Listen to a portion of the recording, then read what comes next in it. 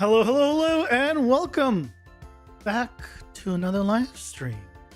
How's it going, everyone? Happy Monday again. We're back. It's back to a Monday. Why is it back to a Monday? Nice. I can still be. I wish it was still, Saturday or Sunday. Sunday's probably better. Sunday's better. No, Saturday's still the best day of the week. Even though I'm busy or Saturdays is still the best day of the week. Yeah. I hope you guys had a lovely weekend. As I load some stuff in, namely the project that I haven't opened yet. Hello, Guguts. Welcome in. How's it going? Doing well. Doing right. I have some changes to the stream again. After this weekend's escapades with taxes, I'm like, I need to do something that is gonna enjoy. So I tried out. So it was last 2 weeks. I don't remember how long it was. I was trying out the other software. And then I was like, you know what? I'm going back to OBS. And I reworked my entire stream setup again to kind of take a little bit of what was there and add a bunch of new stuff. For example, one thing I added is that.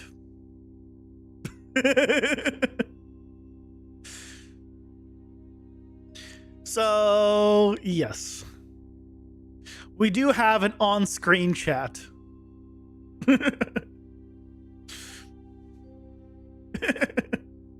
Ooh, so tiny. I mean, I think it's fine. I don't want it taking up the entire screen, but it's there so people can see.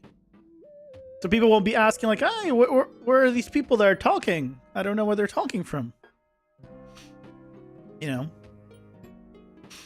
It doesn't, if you look here, all the messages basically go side to side, which, because no one ever types with punctuation, usually makes it really interesting when it appears. Which, on one hand is good. On the other hand, it's like, do I want the person's name between every single messages when it's clear already that it's this person's message, right? So I think it's fine. So yeah, we have that. I added like a bunch of stuff, but we'll start with that one. Other than that, yeah, this weekend, I wanted to do taxes on Sunday, and I probably won't do taxes with them again. The taxes aren't done. I just gave them the paperwork and I have to do all that. But the experience so far has been not great. But I don't care as long as they get it done and proper. No, I don't care. It also is going to cost me about $1,200, which is another thing, which is insane. So yeah.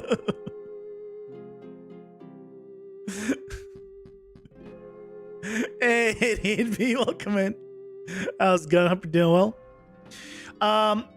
So yeah, that one hurt a little. I have to do 2 years of U.S. taxes, sort of. Technically, yes, 2 years of U.S. taxes, and then those are freaking $500 a pop. So I probably won't be going back to where I went next time, but I shouldn't need to, because after this year, everything should be like very straightforward, as ideally. So yeah. But here's my little adventure getting there. Also, is it finally starting to get so bright that I'm clearly so much darker now because of that being blown out? God damn it. Anyway, so I went there on Sunday to get taxes. I had an appointment scheduled online. It asked me like, hey, like, fill this out. It's like, hey, do you want to do U.S. taxes? I'm like, yes, U.S. taxes. Yes to like whatever else. Yes, submit. I get there like well, before I get there, I first tried to book a Vancouver cab because when I first got here, my supervisor at the time said Uber here is not very good, but the yellow cabs are good, and then it has the same app. It doesn't matter to me. So, and my previous experience with them has been good. This time around, I booked it in advance, and the time came and went, and they were nowhere to be seen. So I canceled it, and then finally got an Uber. Uber was fine. So I don't know why, but this was a great start. But I arrived, thankfully, like 15 minutes early. And I went inside. I'm like, hey, I'm here early. I doubt, you know, if you can get started, great. If not, you know, whatever. I'll wait. So I wait. Because apparently the person I was scheduled with was already had a customer. Then about like 7 minutes later, so this is still before my scheduled time, they're like, oh, I also have an appointment for this time. Someone else walks in, and they immediately go and, yeah, get somebody. Now, I didn't schedule with a specific person. I don't know who they are. I don't care who they are. Okay. I wait. It is now 10 minutes after my appointment. And then like, oh, are you, who are you waiting for? Or like I have an appointment at 4. Oh, okay. Hold on. And then I went to that person. So somehow they forgot about me, even though they saw me and they were told to wait for me. Anyway, 10 minutes later, I finally get, 10 minutes late to the appointment. I finally, get in. And I don't know if this lady's just not having a good day. I don't know if she's just not very happy of a person or what. But normally what I expect is like when you get a customer, you're like, hello, my name is this, or what can I help you with, right? Like customer service. I come in, silence. She says nothing. Like, I don't know. I've never done this before. I don't know what I'm supposed to open up with. I don't know what to expect. Just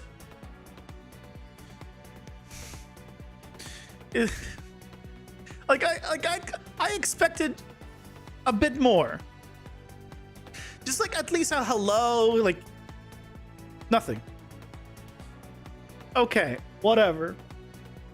I start to talk about it because I have like US taxes, so I have this, I have that. And she's like, I don't do US taxes. I'm like, what do you mean you don't do US taxes? So online, I selected specifically US. I need to do US taxes. She's like, why did I get assigned to her if she doesn't even do US taxes? What's the whole point of me going there to that specific location to do US and Canadian taxes at the same time? So essentially there's one other guy, the one that took the other customer, who does know US taxes. So he gave me like a couple of things to fill out, and like 40 minutes or like 45 minutes after my scheduled appointment, I finally got to speak with him after he was done with his customer to even begin anything.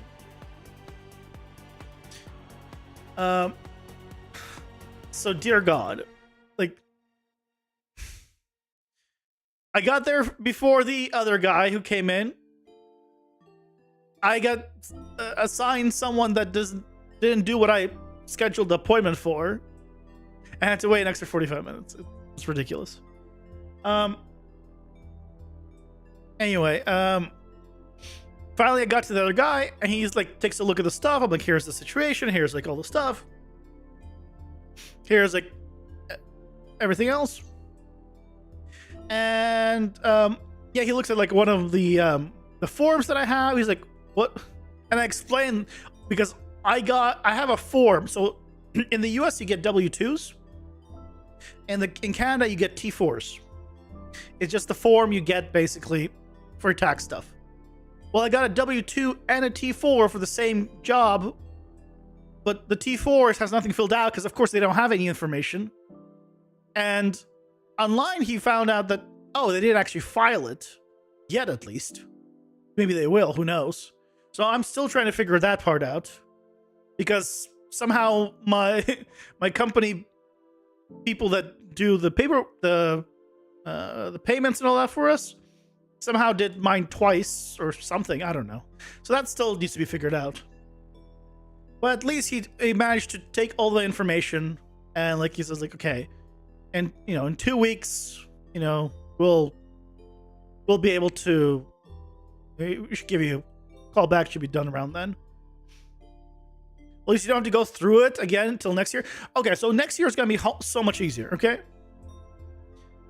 it's gonna be easier, just genuinely, because last year is a mess because I have like a third of the year of me being a work permit Canadian while living in it's all under work permit of living in Canada, working in Canada first 3 months, unemployment for 3 months, and then 6 months of living in Canada and then working for US. That was all last year. And then there's also Twitch and YouTube, like, sprinkled in there. That's all last year. This year should be basically I'm gonna be, everything should be on Canada, so it should be a lot easier theoretically. So I should be able to, because Canadian ones I should be able to do myself, and then online I should be able to do the same myself for the US theoretically. But yeah, and this doesn't include that in 2023 I didn't send US taxes because I earned zero income in the US in 2023. And so based on what I saw online and everything I was finding, you don't need to submit if you earn no US income, but you do because they want to know worldwide income. So like, whatever. That's why I had to file 2023 in the US, and get that taken care of as well. Which is, $500 with them. Yeah. Insane. Price is insane. So that was my adventure with taxes. I just hope that no one else has to go through what I'm going through. Yeah, the tax guy said that he has never seen a T4 form like mine, because literally it's completely blank except the how much money I made and how many taxes I paid. Every other thing that they're supposed to take money out of is blank. So if that goes through, then that would mean that I would have to pay so many fees and so many things, an insane amount of stuff.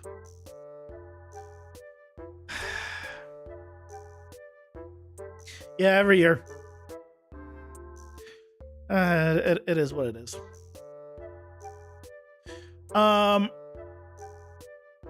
So other than that, everything's hunky dory. As you can see, again, I've reworked. I went back to OBS. I've reworked some stuff. I've implemented ways to see polls and predictions on what's it called, on the stream.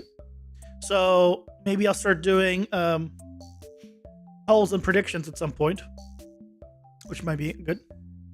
Although, good guts, you have the power to run polls and stuff as well as a mod.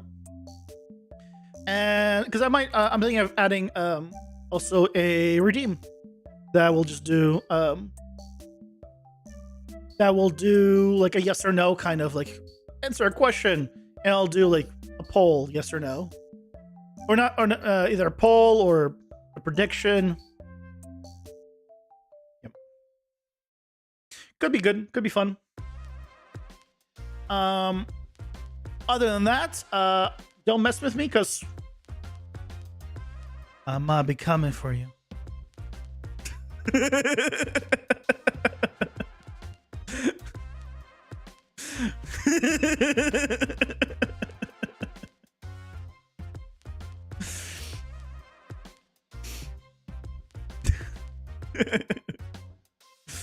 Yep.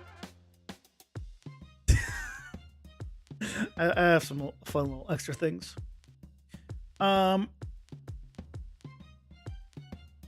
Yeah. But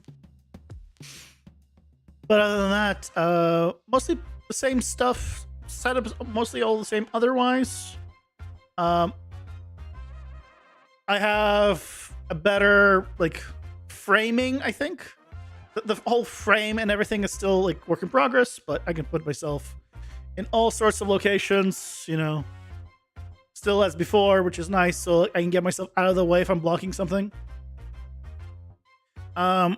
I also have the ability back to zoom in. It's great.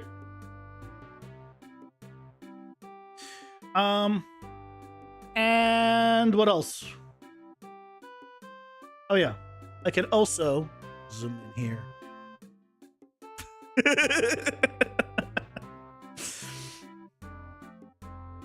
I think that's the most part.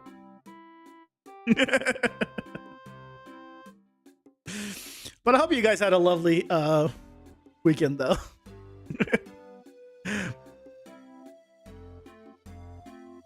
Doesn't have the same effect when it's small? Yeah, that's true. Yeah, you're right. It doesn't have the same effect, but I feel like I wasn't cut off as much. What? Oh, whatever. I guess do I sit straighter? I might sit straighter when I'm streaming. Maybe? Hey, Andrew, welcome in. How's it going? Hope you're doing well. You're wrestling with a gas system? Oh, I'm sorry to hear that. You know, there's a way around that. You just don't use gas and you make everything in blueprints like I did. That's the alternative.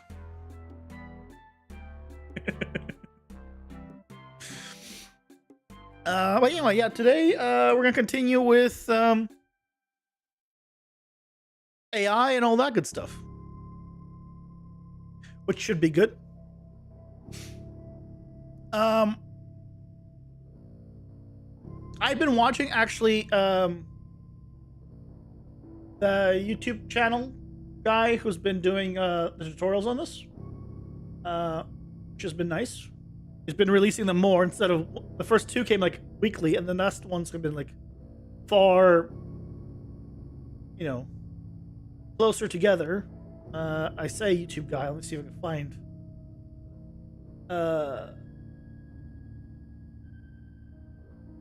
I mean, probably not, because that would be difficult because I have to scroll along. Probably. If I just search state.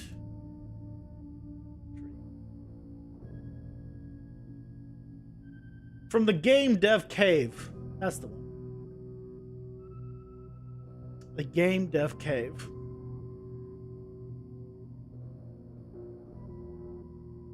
By the way, remember how I was saying that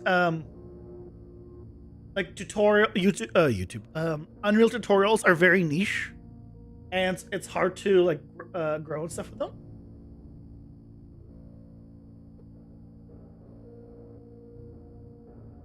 He does good tutorials, like for state trees, right?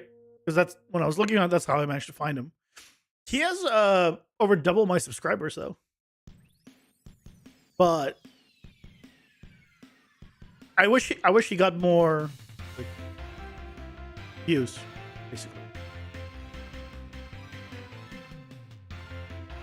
Because his tutorials are good. He has gameplay ability system too. But hell, if I'm touching that with a 10-foot bowl, why is this called the Pokemon type system? It should be get copyright by Nintendo system. I mean, what?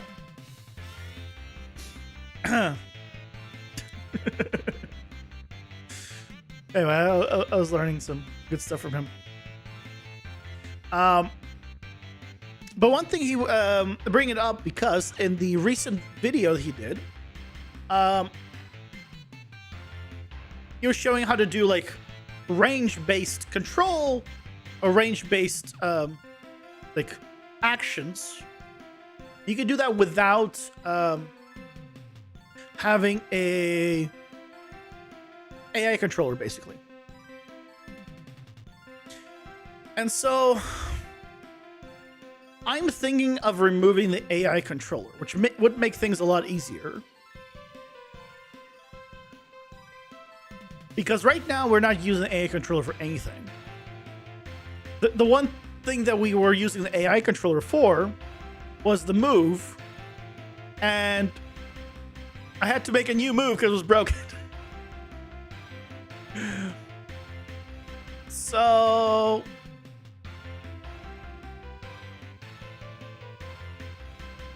yeah, I'm thinking we change it.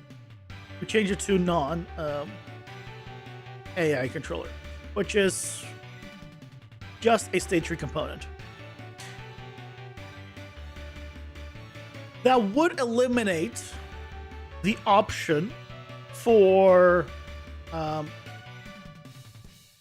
damage sensors and sound sensors, things like that. But I was thinking, if I'm already going to have them have 360-degree vision, they should already effectively have those. It would effectively make them like they have those senses anyway because they'd see me. So I'm thinking of turning it off, which would make things a little easier in some regards. So let's do that.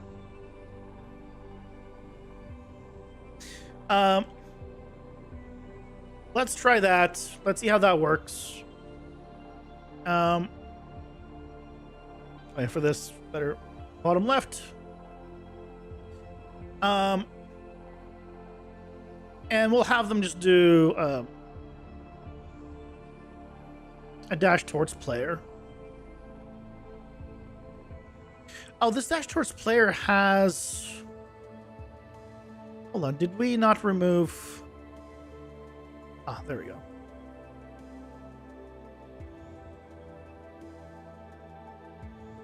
So now we're good. So now this guy should dash towards me. He won't. Did he dash towards me? He still will dash towards me. Okay, so... But... let's see if we can change this up. So first of all, if I search for AI controller, if I clear this, he's not going to do any AI stuff right now.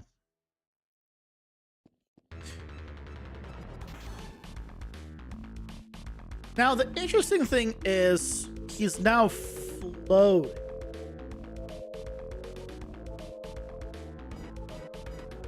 Oh, I want a default. I don't want it. I do want it done. AI controller default. There we go. Hey, welcome in. How's it going? Doing well.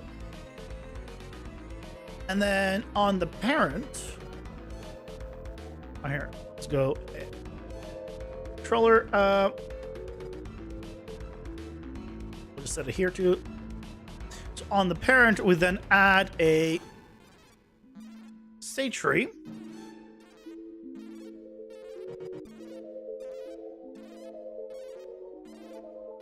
And we can add the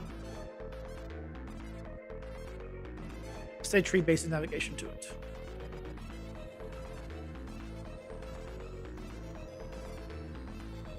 Which will mean that here We can go to the state tree. And I can now override anything here. I can override the state tree itself for that specific character. Which should be fine. And this should still all work. There it is. He is dashing towards me. Fantastic. You're working on your game story part today, getting all the pieces set up and bug-free before working on dialogue, animation, all that. Demo will be the first 2 days.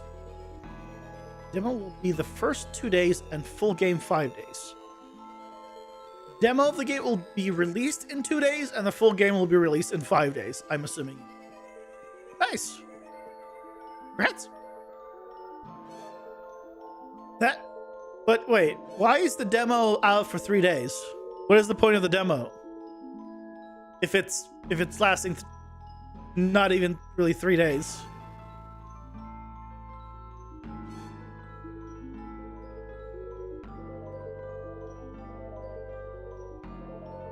Not released. The in-game. Oh. So you're releasing the first 2 in-game days. And the final full game is 5 in-game days. So it's like 7 days to die, except it's 5 days to get through the story.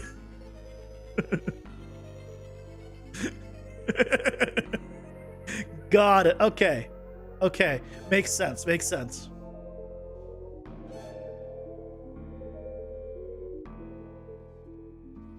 I will say, the fact that the chat does not put the person's name every time does mean that right now you cannot tell who's typing because it's only been one person typing.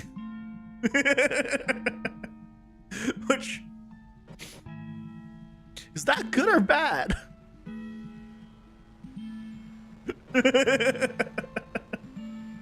Right? As soon as someone else says something, you understand that. But because it's all one person typing. Ads are here. Pausing for ads.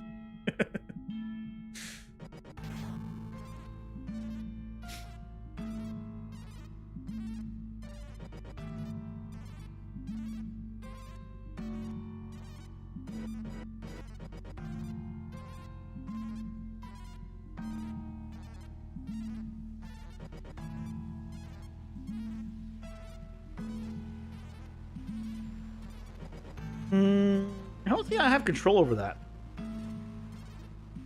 I do show timestamps, but I don't want to do that.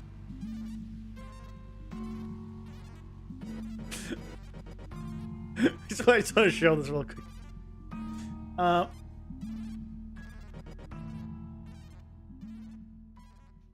yeah, I got a little other new thing I got now, which is if I do this, I just get it's just on screen now. Which, I don't know. Maybe good, maybe bad. In my chat thing, this is one of the controls. It's just show message. And I love how it says, honestly, if you turn this off, you're stupid. Because the whole point of the widget is to show the chat. So yes, I kind of agree that if you turn it off, then it's stupid.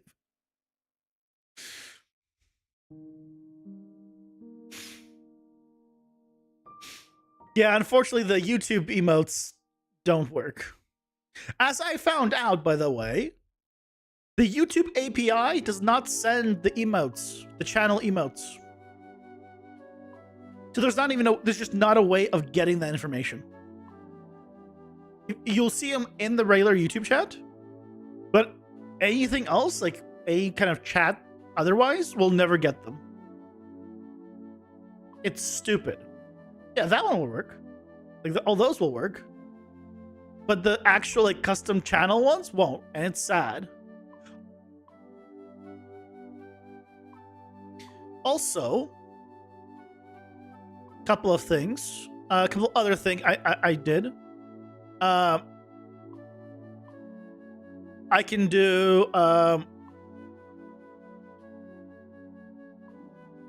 can do this.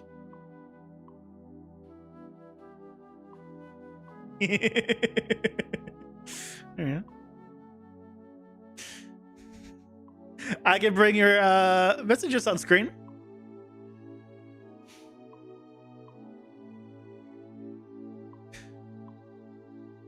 And I also can make polls from your messages. They're really quick.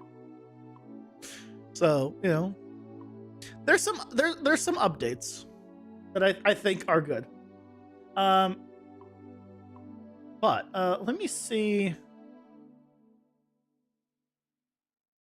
Yeah, there's literally no option to like have username every single. I can just turn off usernames in general and just make it entirely a mess. But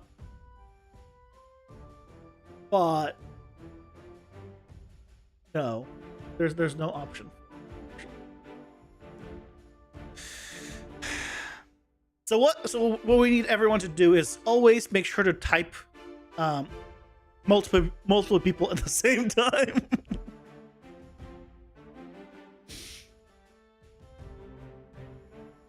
Ads are over. They've been over. Okay, last time we were doing EQS. That's what we're trying to set up. So the other thing I need to do is basically get the player, right?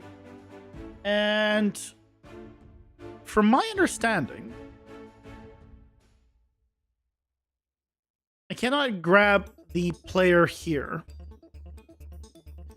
I can get the actor location, which is automatically, which is nice. I cannot get the player location. So what I probably need to do is just let all of the enemies know the player.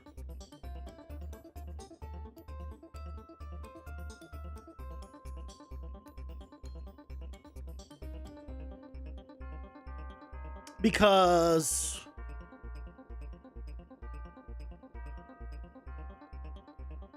yeah, because then we just have a reference to the player for every enemy. So let's do that. I don't want death. I don't want this. Event graph.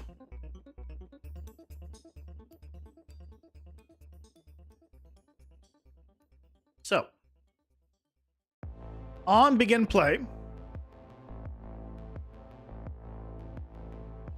nail boss health bar for bosses, set mob stats, check if a mob is elite, update the head health bar.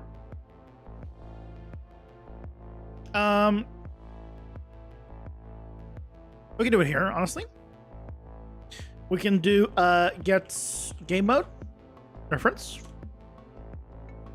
Get player reference.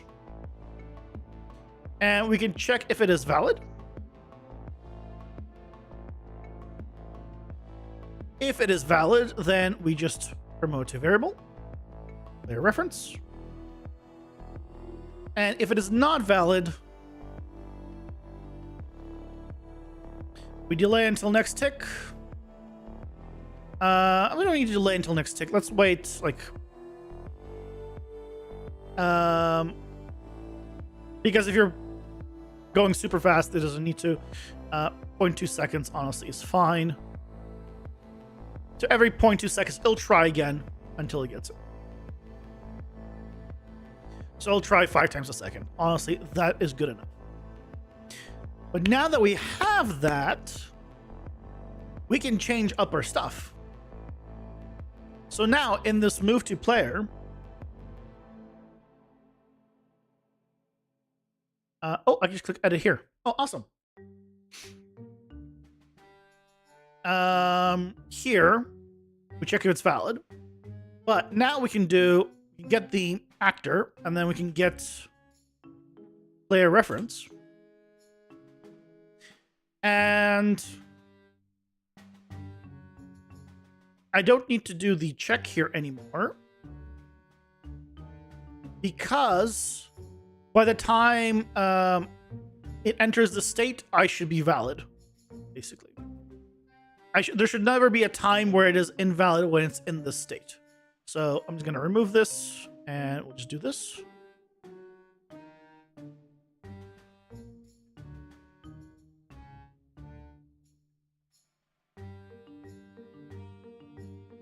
And so now we have a reference to the player, and so we no longer need to do a... It has to find me. It has me. Ta-da!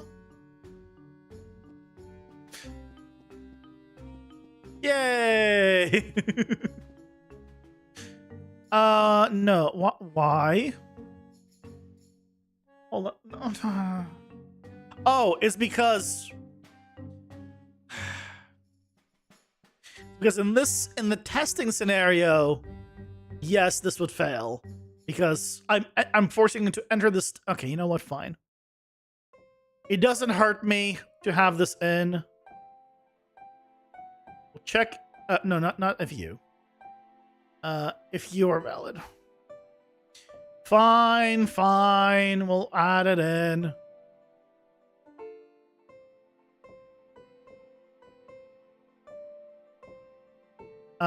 Finish task.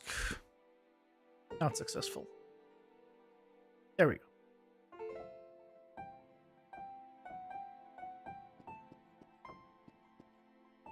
Cool. Okay. So now that we got that, we can do the EQS and set that all up.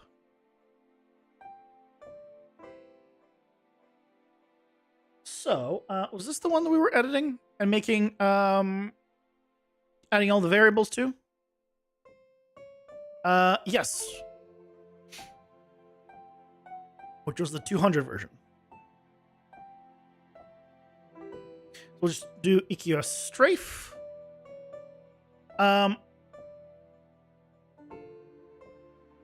Okay, so let's set this up. So this uses this EQS center point.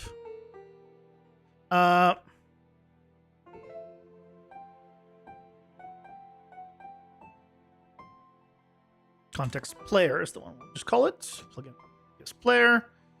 And here we're gonna get AI controller, AIC. No. So we need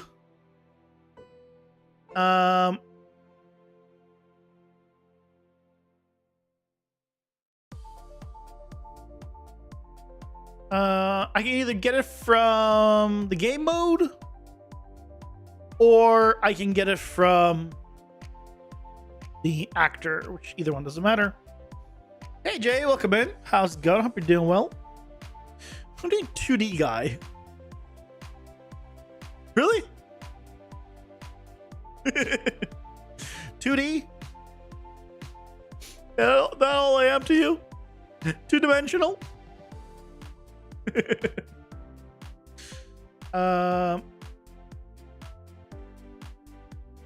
Cast to the enemy, or you can do get game mode reference.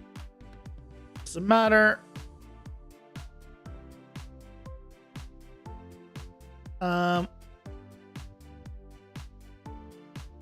Remember my previous my teleporting enemy? Yeah.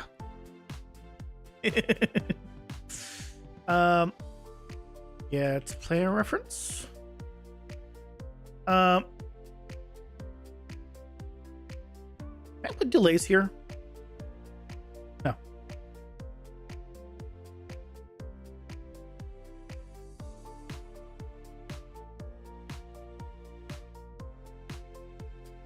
So theoretically, if we go in here, replace with a run EQS query,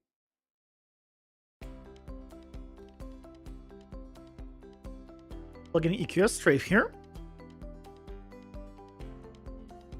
Right, we can leave everything else here by default. Max distance 150. Number of, why is number of 0.0? 5. No, not you. You.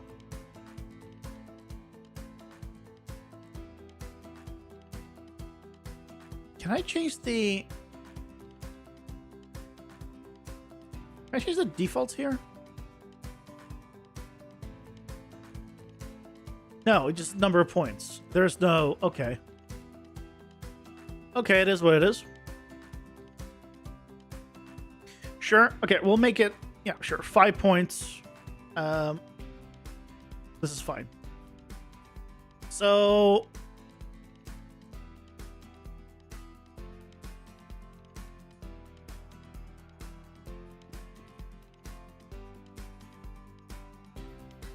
He ain't moving. Oh.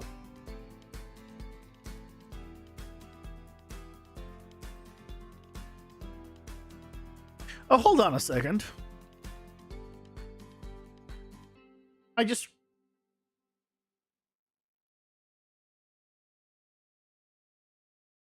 There's a little query. If array is binded, it will output the created values. Otherwise, it will output the best one.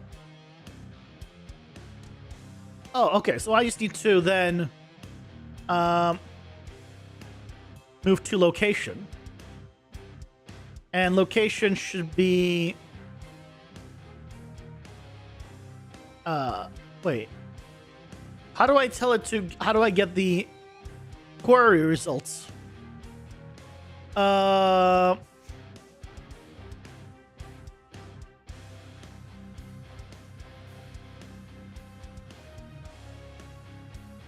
Next time we're saying yes, thank you.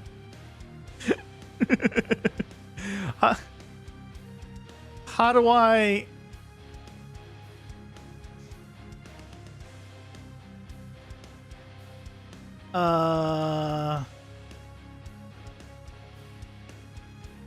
Result of the query. If an array is binded, it will output all the created values. Otherwise, it will output the best one. Oh, okay. So if I bind it to... If I create a parameter, I don't want a global one. So if I add a parameter here,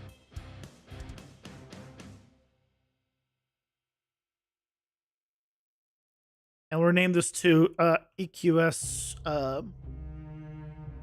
location result, and we bind it to EQS location result, and here we get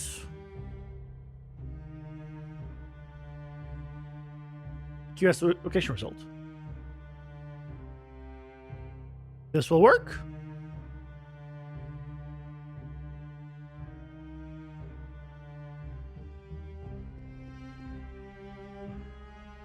No.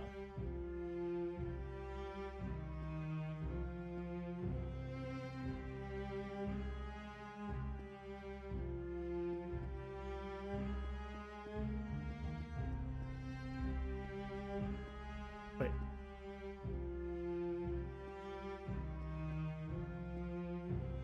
What?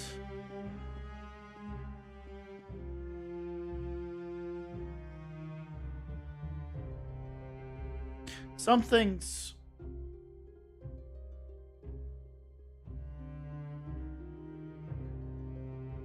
Okay.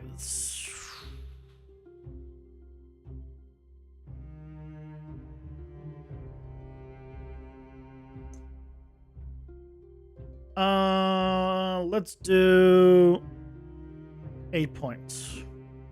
Because these values might be bad.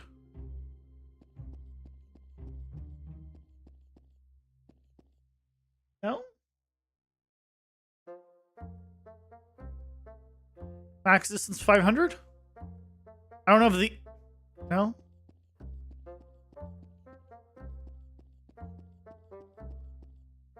It's like he's looking at me.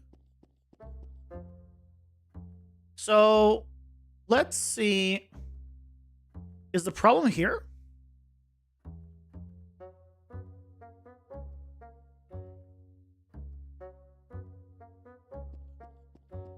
Oh, so he has a goal location.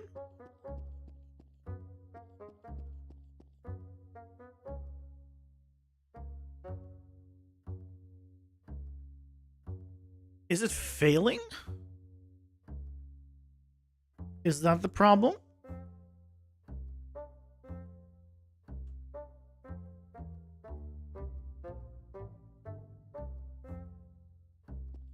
No.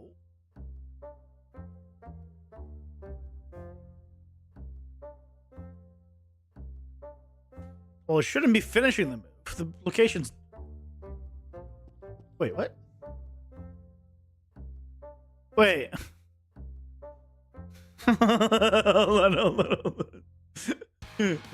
Hold on. How is it doing anything here but not doing anything here? It's not printing anything.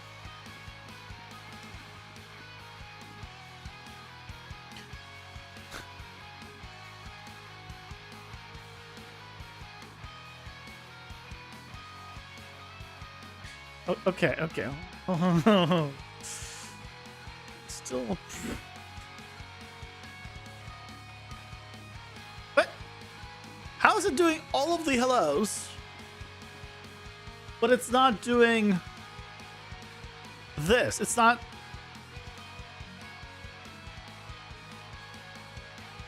Oh, hold on. Oh, okay.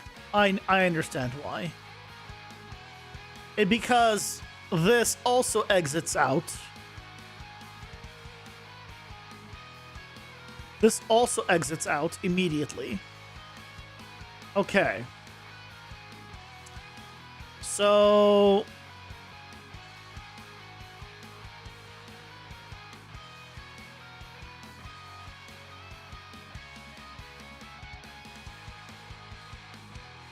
Okay, if I add a sibling state won't have access to the parameters here. So, okay. How do I remove?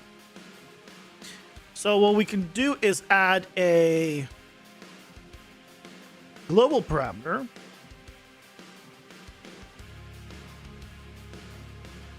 Is going to be our EQS location results. Okay. On this one, on the run EQS one, we're going to set it to EQS location result, which is the global one. And then the transition will be just to go to the next thing. Next state, which will go here.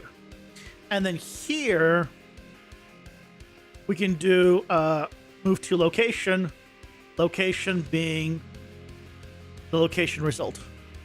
And then it will go back to root.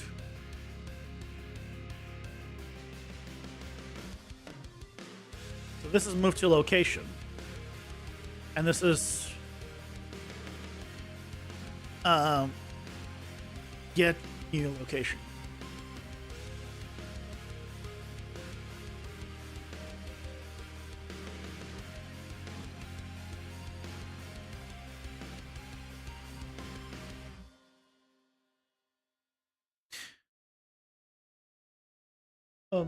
Oh, what? Why doesn't it do it again? Why doesn't it do it one more time? It should go back to root, and then it should get another location.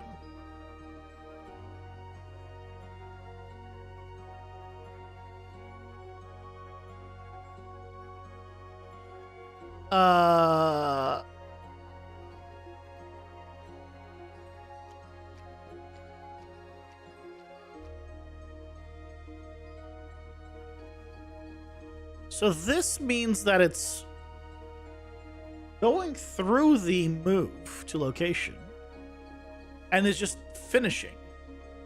So what is the location it is getting? Is it changing the location ever?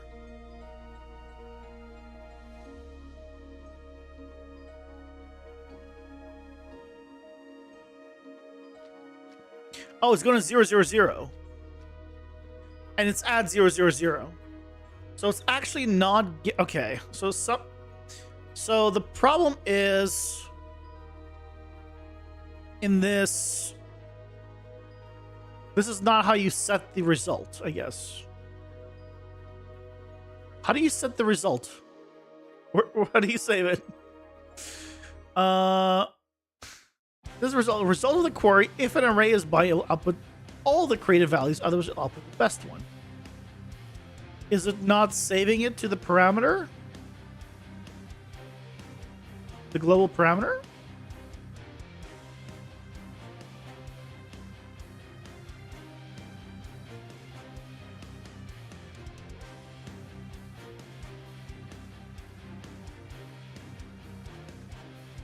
How do you...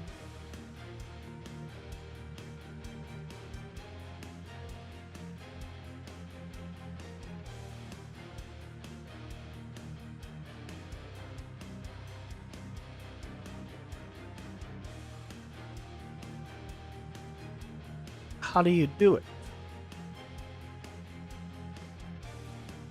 Why doesn't it overwrite this? If I say this at 100. Yeah, it's gonna go to 100. And then it's gonna, yeah, it's not saving it. So, okay.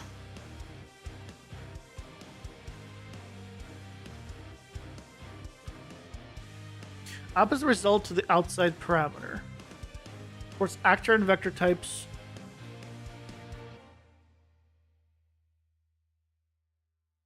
Run memory query. If success, go use query result.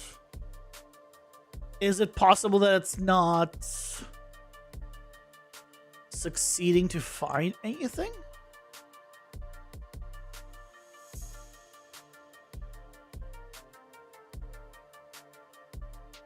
I don't think so. It should be fine.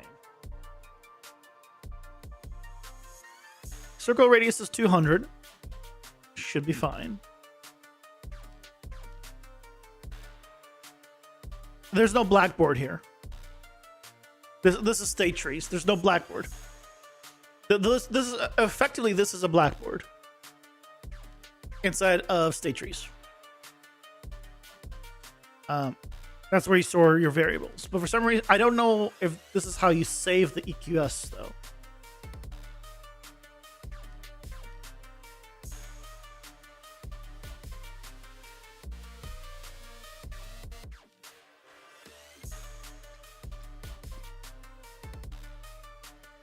If I made the radius 500...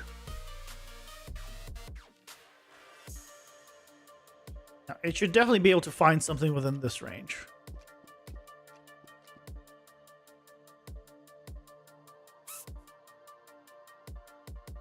If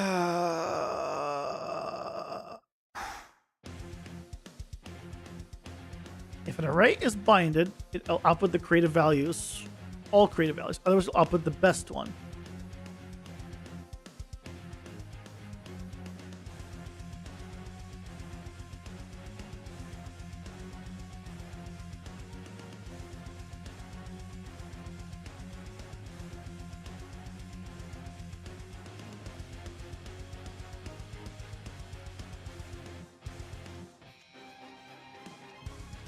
Oh. Wait.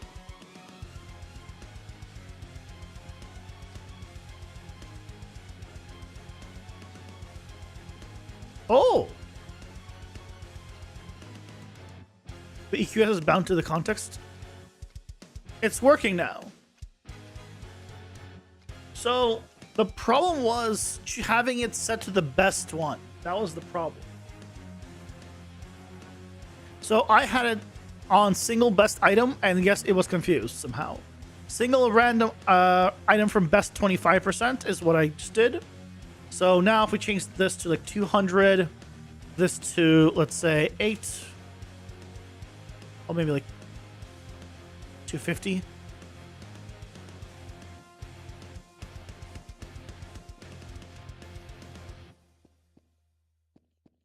Okay, what's the problem here?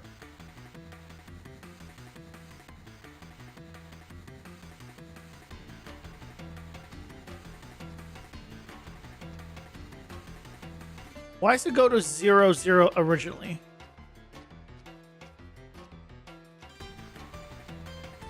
Why is the first thing he'd do go to 0, 0? Why doesn't he go anywhere now?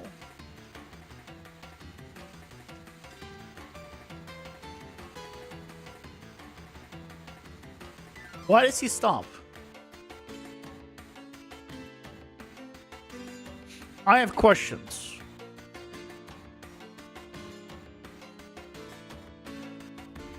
So this, we know this is working. So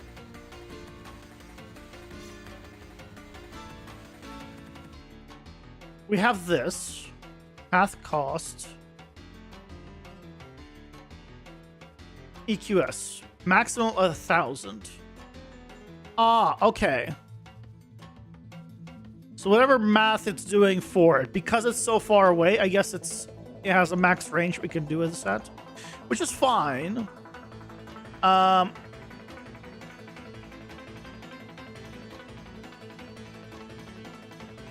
The question becomes, how do I check if it was successful on this? Oh, you know what? Ads are here. Pausing for ads. I have an idea of how to check. I'll need the print string back though. And we'll do it after the ads. I think what I can do is I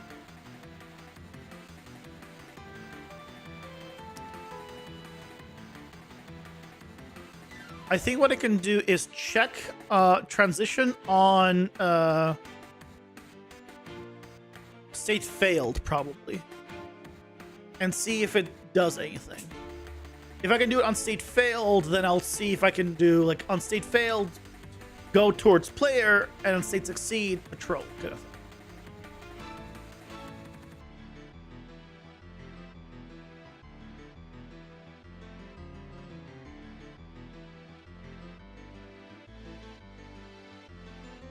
Yeah, if it still fails, it's still definitely doing the move to. So we'll see if I can make sure I can see that it is indeed on failing, then.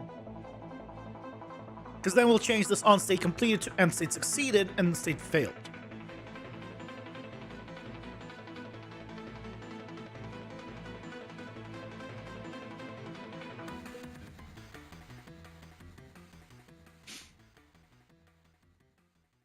By the way, I'm curious now, because a lot of people have asked me in the past to put chat on screen. Is it better with chat on screen? Is it good? Is it bad?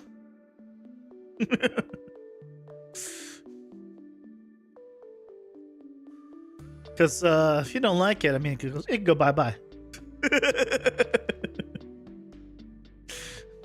I have the power.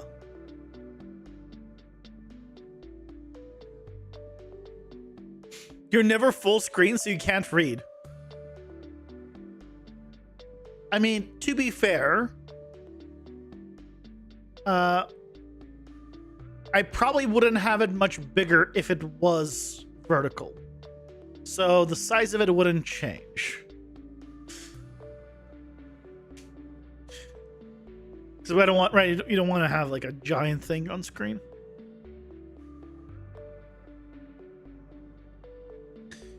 You know, you're saying you don't want to see all the intricate details of everything I'm doing?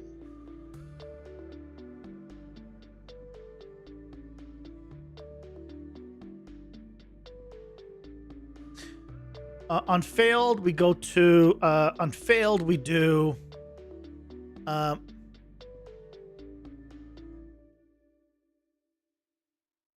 So we do add a sibling state. This is going to be move to player location. And here we'll do a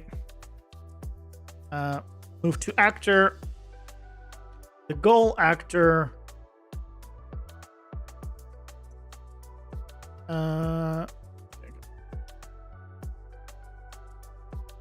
And I should be able to set this up to do both, but I have it separately right now. Is going to be the from the player reference. I can get all the player variables too. Oh my goodness! Wait, okay. Hold on. Actor, can I get the game mode reference? And from there, I can get the player reference. Oh my god, I can.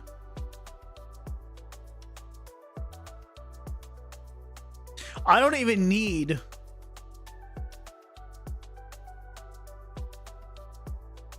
I don't even need the one from my character. What about vertical? 3 messages? I don't like vertical. Because again, 3 messages. Either way, right? It doesn't fix your issue, guts. Right? Even if I have vertical 3 messages cap, 3 messages means how many lines? Because 3 lines could be 1 message. It depends. Or you're talking about like 6 lines, because that's, you know, I don't know. We'll go with this. I like this because this is not intrusive, which is my main thing.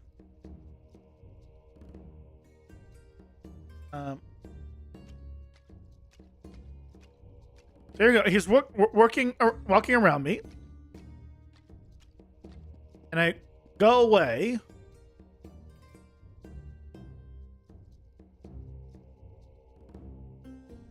Oh, right. I did the thing again. On failed, go to player location. Thank you. I made a function and I didn't plug it in, basically.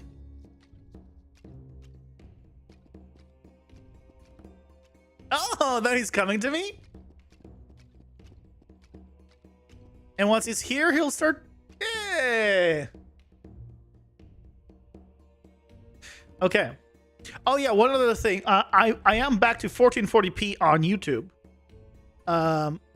which means back to higher quality and AV1, but slightly longer delay. Hey, Patrol, welcome in. How's it going? Hope you're doing well. Rolling through and saying hi. Well, hello. Happy, hope you have as happy of a Monday as it can be for a Monday.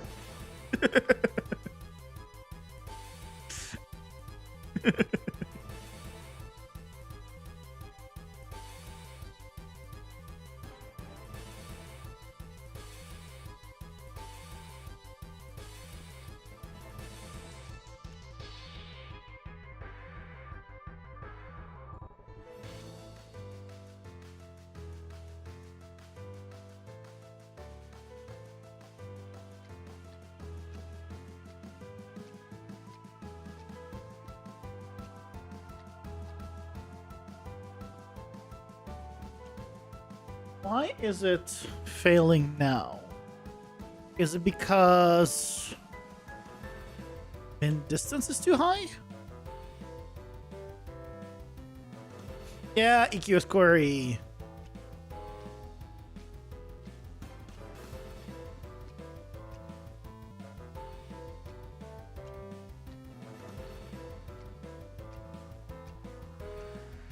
Why?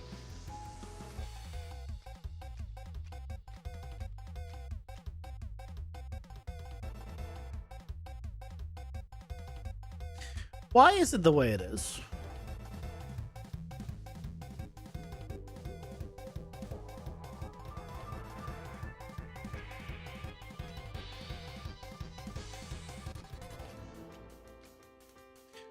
Why is it the way it is?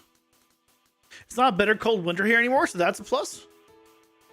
Well, congratulations on that. I don't know why congratulations, but yeah, congratulations, sure. Is it distance?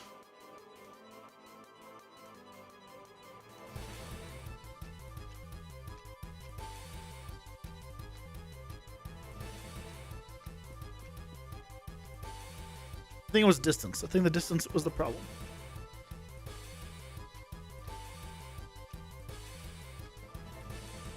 Yeah, there we go. So now he's walking around. Okay. So if, in this case, when we get too far, we'll do that. So, okay. Good. But we also want to make it so if the distance is too large, we want to reset this.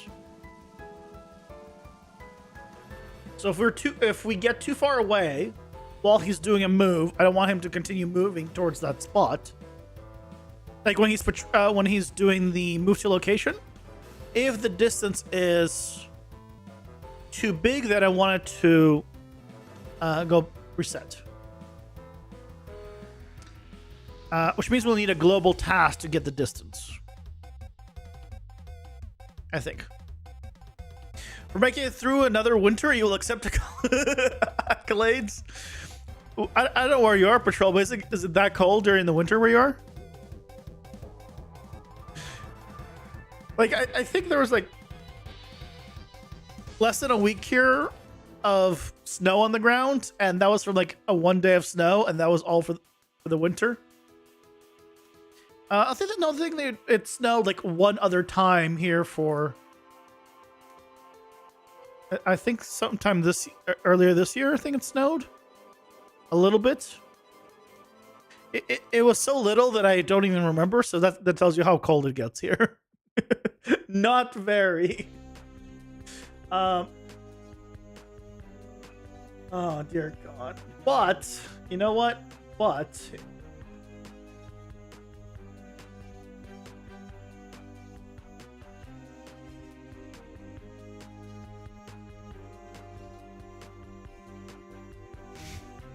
That's my weather forecast.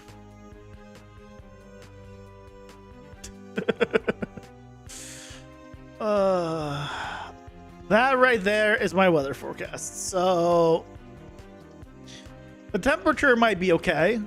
Like, I like the temperature, but I don't like the rain.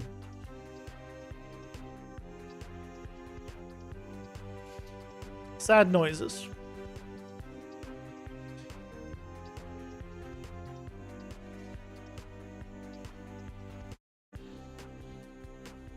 Okay, let's do get location at near player. I want to get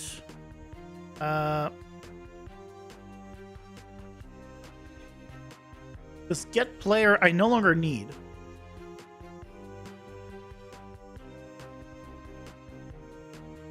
So actually get rid of that. Get location near player. I can convert this to an actor, I realized. So I'm going to promote this to a variable. This is going to be our target. It is going to be exposed. And it's going to require an input. And then the rest here is all good.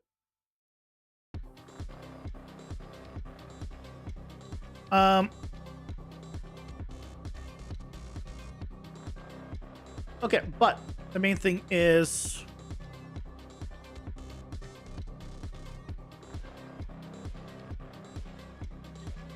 so on this one, I'm gonna get game mode cast to G. Spreading.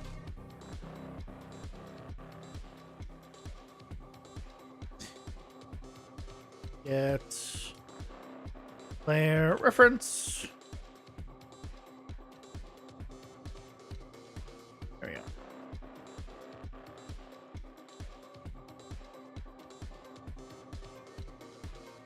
All good, guts. I get it. Have a good night's rest. Get some sleep.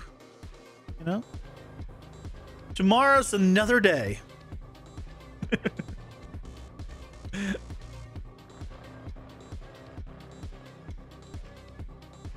We don't need anymore. Okay, so this we're not gonna need anymore. We're just gonna get rid of the player ref. Yes. Okay. So I want to get distance to player. And all we need to do is get the target, which we already have here, get the location, which we have. Then we need to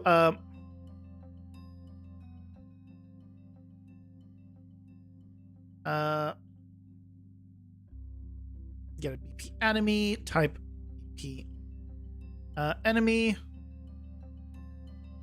This is going to be the original one, context. So we don't need any of this.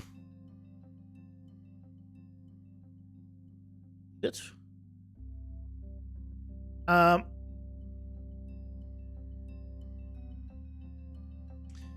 all we need to do is get the distance and promote to variable. This is going to be distance to player.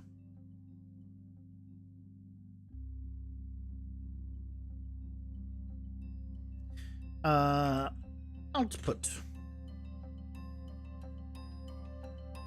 And here under global tasks, we can do so what is it? Global tasks and evaluators. Evaluators is the one I want to use, right? Oh, the evaluators are a different thing. Evaluators do happen every tick, and global tasks are just global tasks. So I actually wanted an evaluator, not a global task.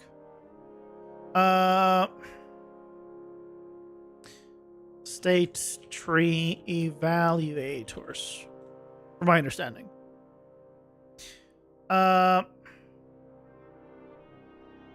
Evaluate state tree evaluator blueprint base.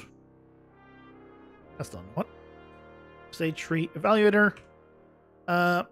Get distance to player.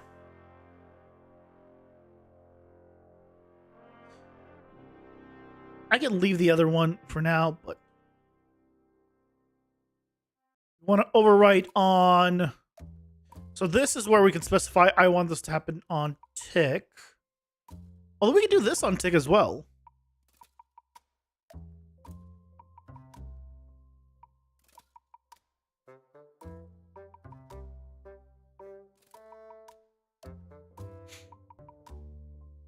The question, I guess I'd do it on tick. I don't like doing it on tick. I'd rather have it happen like once every, 10 seconds or something like that, right? Like, I don't need it exactly. But I could put delays in here. Hold on. Like, so I could do like timelines as well. No, we could do delays. Can I do timer by event? Oh. Okay. We don't do this here. We overwrite on tree start. Timer by event. Oh, so this is like full on. Then we make a looping one. This is going to be set distance. We'll have it happen like 0.1 seconds. 10 times a second is honestly more than enough. So create a variable here. Create variable. Create variable. This is text. Output.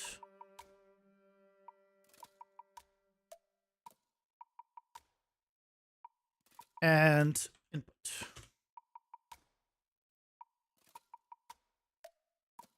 So theoretically, this works.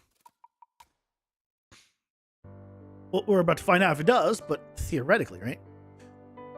So all we need to do is then add an evaluator, and we have it here now. Context already filled in. So here I can now do actor, game mode reference, player ref. The fact that you can just go down the entire chain just like that is amazing.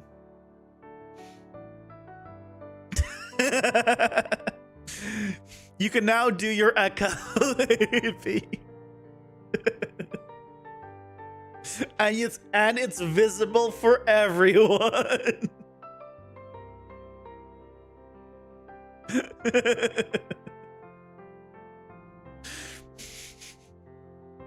Congratulations. It's so good.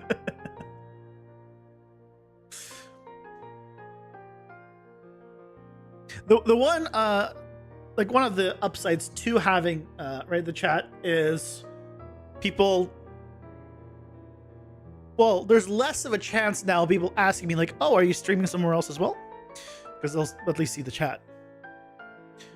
Now, people will still ask that because people will also ask like, what game are you playing, when, you know, it's right below the stream to tell you the name of the game kind of scenarios. So, you know. Hey, Stormrun, welcome in. How's it going? Hope you're doing well.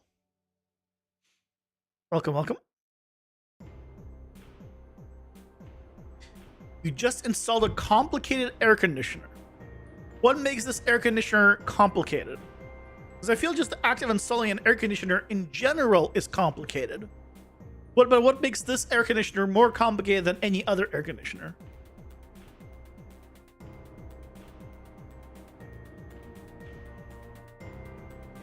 Oh, so at least you installed it before the, you know, all the heat comes.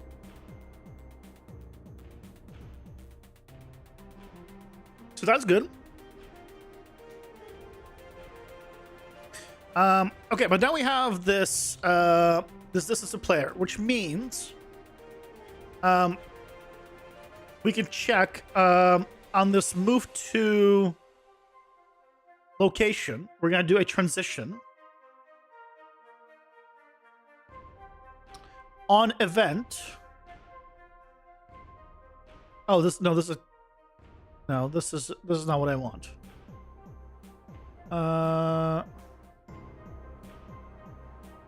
Required event to enter. No.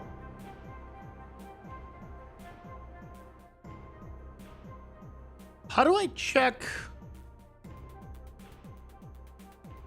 Oh, conditions here. On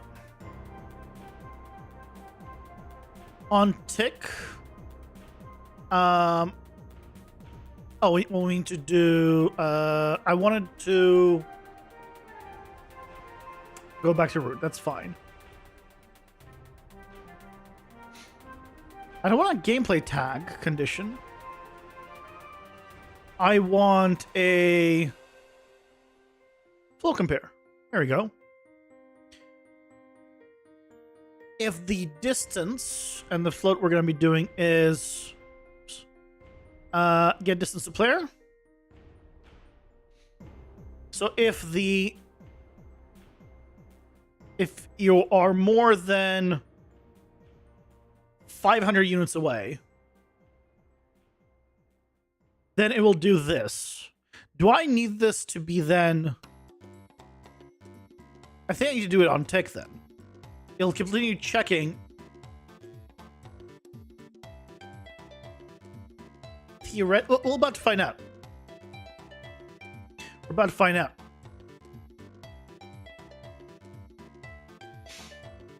It had impossible puzzle pieces. It is a portable. Wait, a portable one? Like one of the window units? Because I have like a window unit type one. You just shave the plastic with a knife to make it work. Probably did it wrong, but it works just like my Unreal stuff. Nice. Switch the entire living room around 90 degrees to the left. A little different. Always good. Start to move the office to the cooler basement, just running cables. The question is, why did you move it back after? And what do you mean the cooler basement? Do you have multiple basements? One is just a hotter basement, one's a cooler basement? I have questions, AD&B. I have questions.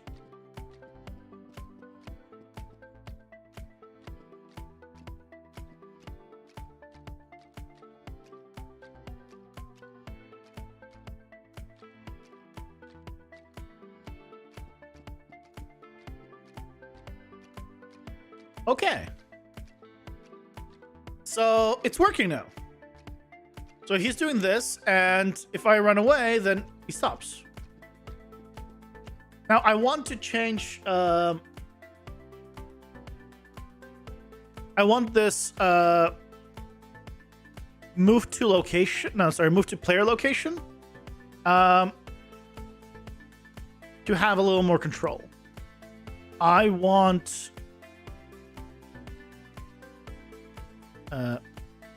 I want to move all this so I can see.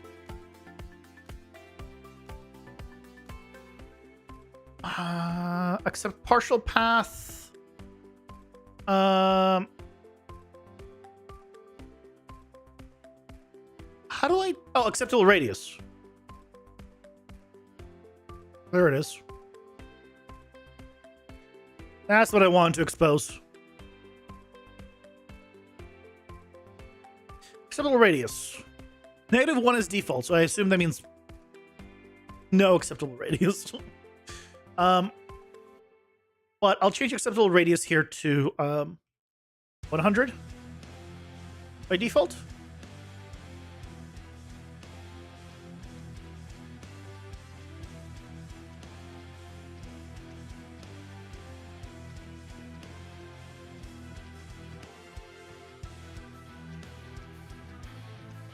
He doesn't quite get to me, right? So now what we can do is here, we can change the acceptable radius to like 300, which is around where he strafes. So this is not location, this is now strafe. And the strafe is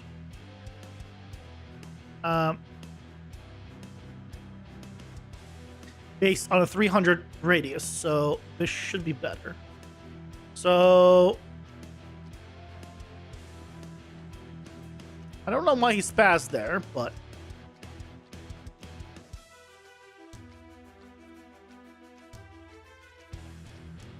okay.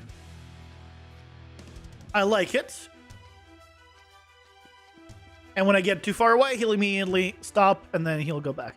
Now, okay, so this is all good. I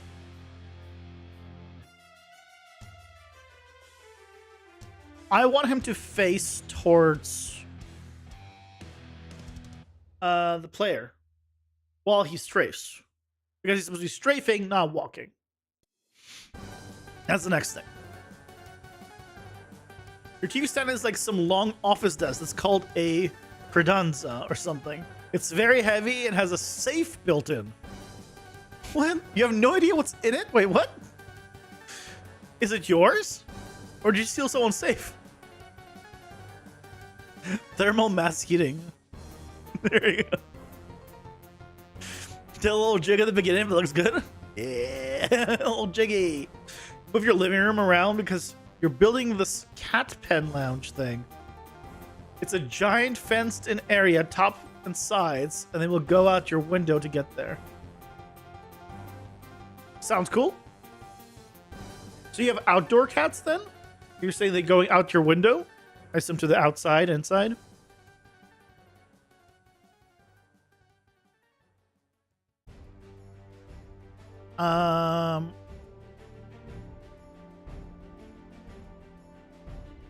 Okay, so from here, I just said I wanted to do something. What the hell did I say I wanted to do? Shit.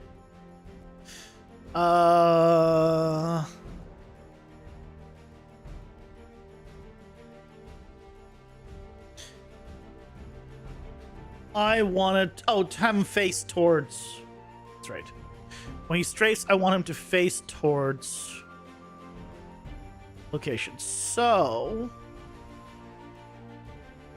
how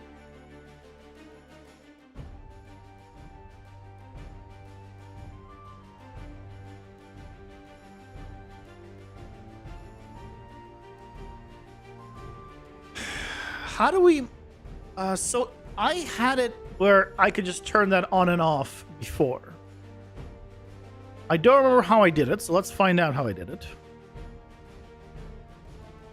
Tasks, focus.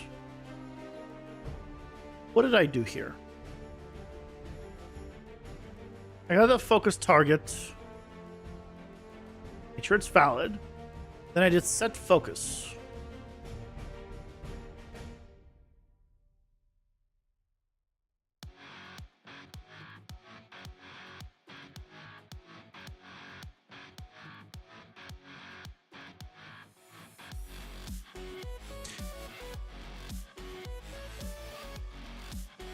Set focal point. Is that built into AI controller? Set focus. Set focus for actor will set focus point as a result. But how does that rotate the actor?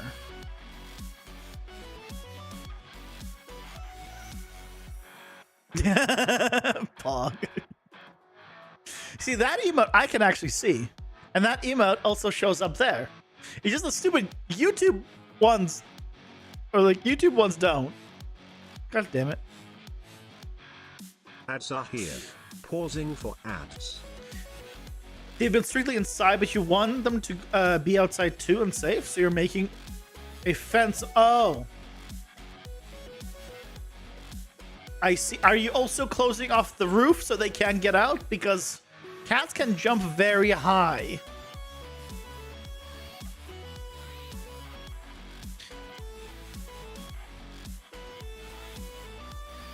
So, just so you know.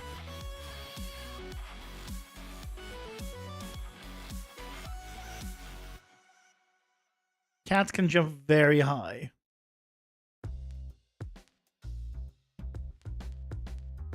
Yeah, roof 2. Okay. Just, you know, watching out for you, you know?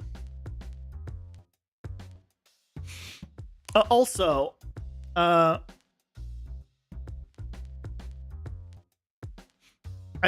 redid my little BRB thing. So I can probably be on this side now.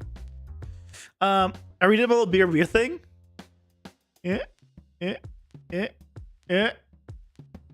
I like it.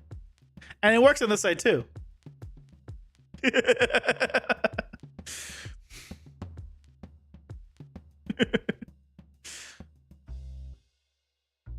don't know. I'm such a simple person in that regard. You've seen your cat run up the wall and jump off the ceilings? Yeah, that's a cat. Yeah, that's exactly what a cat does.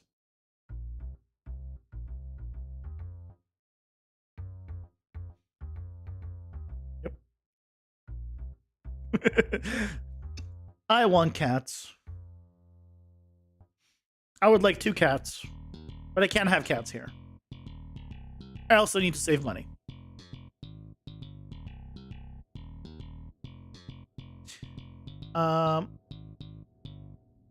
Yeah, this whole focus thing. I don't understand how that makes. How does that make it look towards the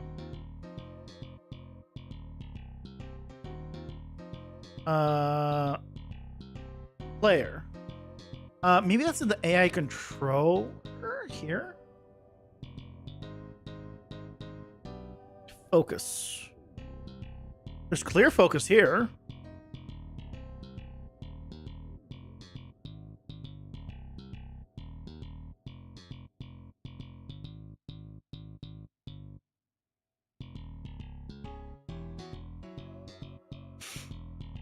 Um.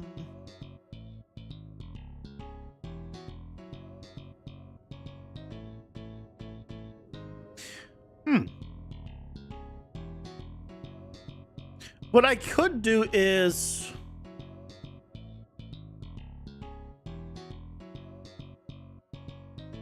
have the actor rotated. So what we can do is get this, get game mode reference, get player reference. So we have both. And then I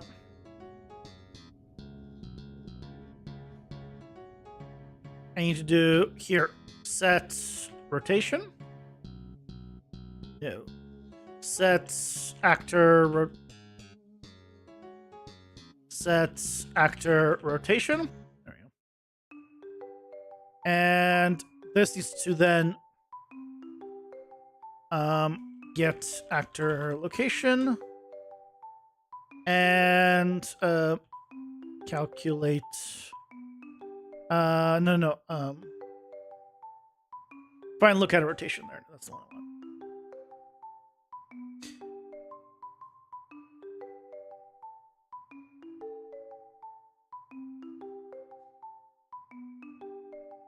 So theoretically, this will make it so he looks as he... No. Not even a little bit.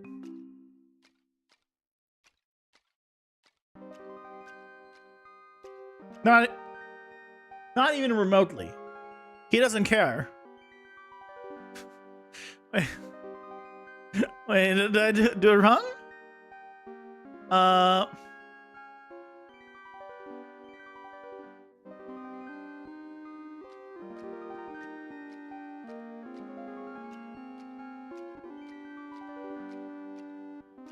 Wait, why is it only doing it once?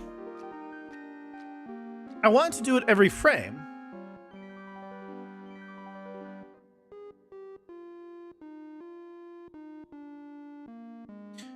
Okay. So I guess I need to do this. I'll have an on-off switch for this basically, but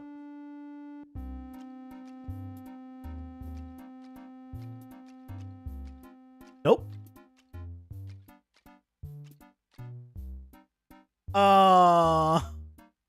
What did I do wrong?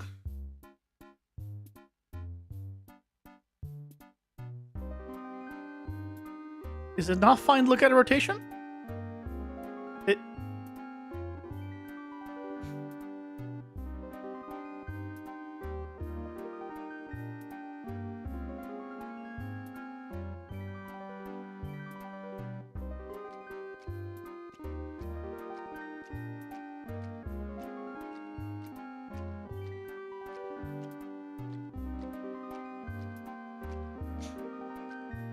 Why no rotate? It's because it's being overridden by the movement, isn't it?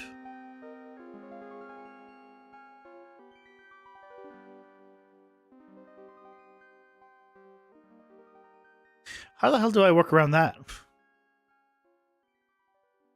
Because the previous setup was using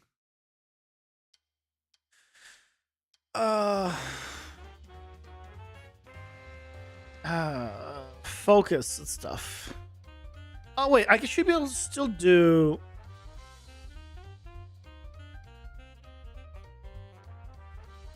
get AI controller. Focus target. Set focus. I can still do this. He has an AI controller.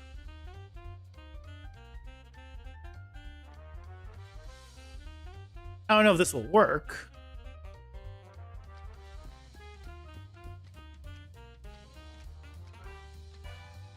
Oh, this totally works.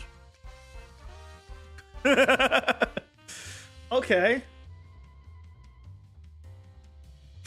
So, we just need to make these tasks their own thing. And then we can just We can set it up the same way we had it before. Oh my god, it's all coming together.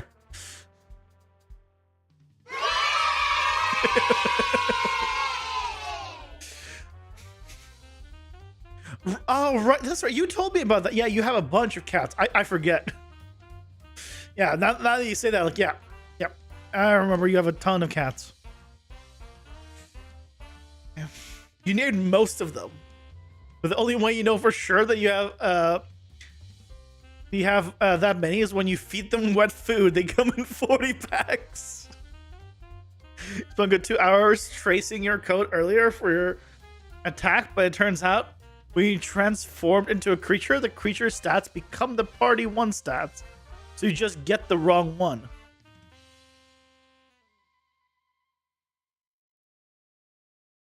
Here's what I would do. Stormrun. Don't store your stats for your parties on the characters. Store them like on the game mode. Have the game mode take care of it. Or like some global thing like the game mode. Then you, no matter what character you're swapping, you'll always have that information in the same spot. It will never change. You'll always have it.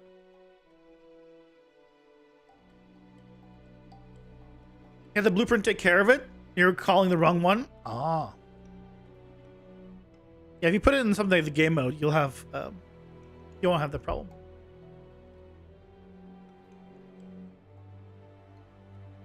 Theoretically.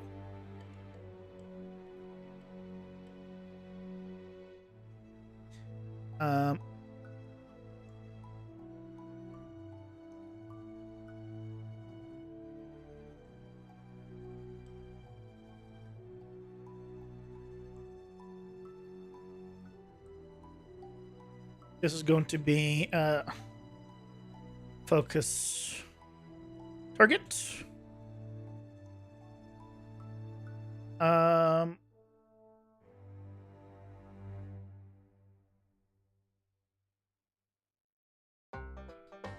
course, I picked the one that has like all the things,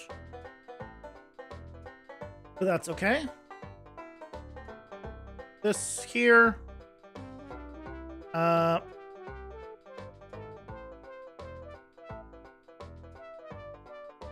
And honestly, I should just do a true-false thing here. So I don't need multiple functions. Oops.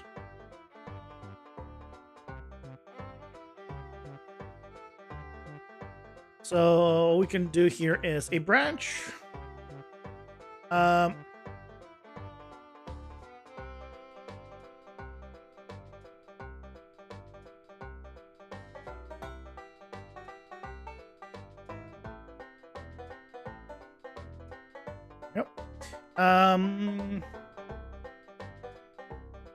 To variable, and this is going to be focus.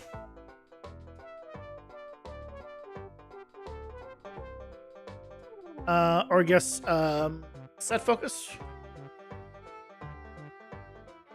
Exposed, and on the other side here is just going to be clear focus.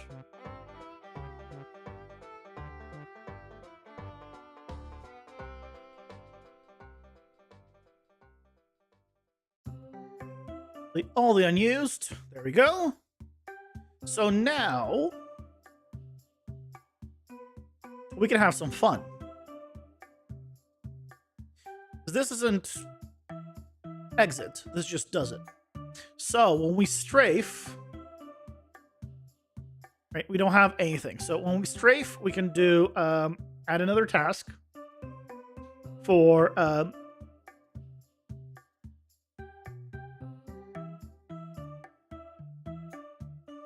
focus target. There it is. Then on top, we're going to set focus to be true. And then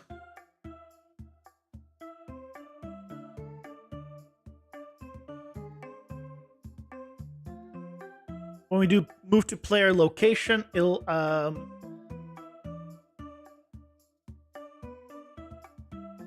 here, when it does the get location, I'll have it reset. We only really need to reset it when he's like moving around, but here I can just do reset it here. So he will face towards me when he's walking to me. Obviously, move to player location. He'll just look at me. So in general, he'll just do this. So now he'll just look at me. And when he gets here, he'll start strafing around.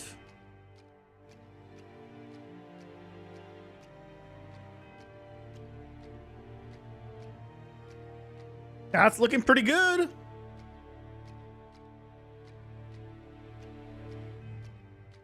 That's looking pretty good. So I wonder, can I, on this EQS, can I randomize this?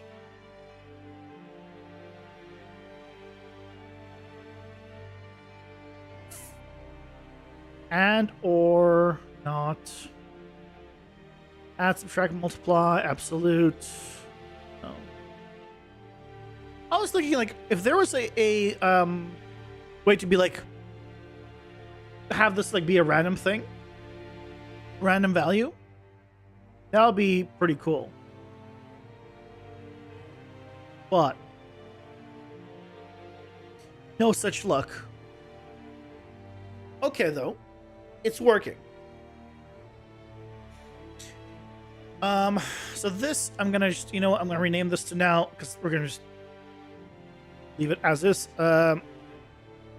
Move to player strafe. Or yeah, move to player.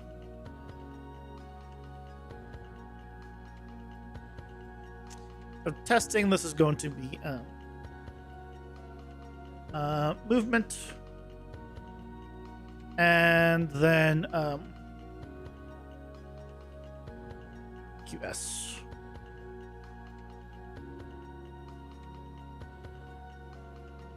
QS like yellow, and this will be don't want to have them be light. Okay, got it.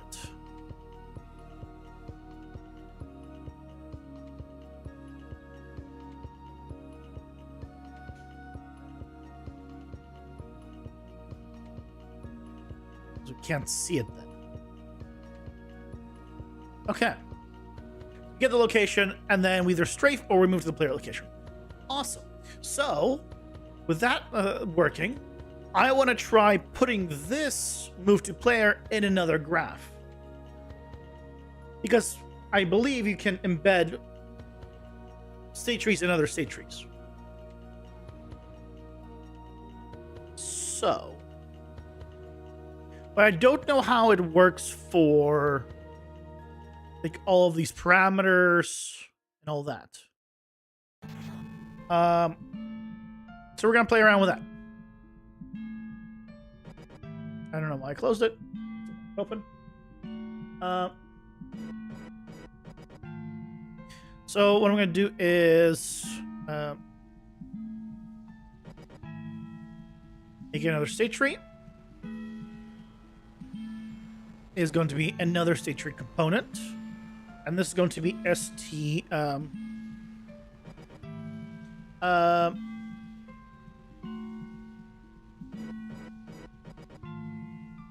don't know, let's call it st master, st parent.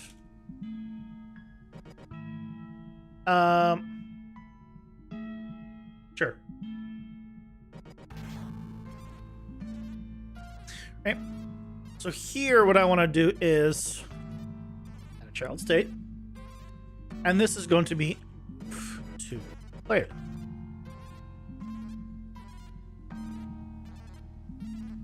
And then here on tasks, I want to do run parallel tree, I think. Task will run another state tree in the current state while allowing the current tree to continue selection and process of child state. It will succeed, fail, or run depending on the result of the parallel tree. Less efficient than linked asset state. It has the advantage of allowing multiple trees to run. So I want to do linked. How do we do linked?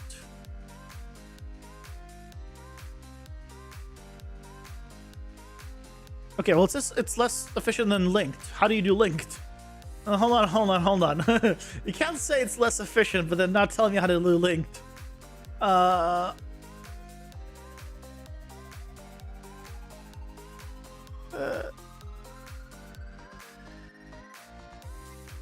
This is BP enemy.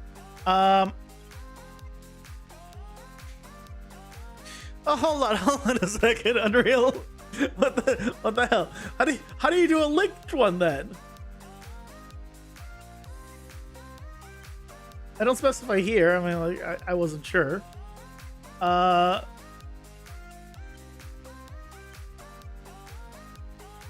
do you...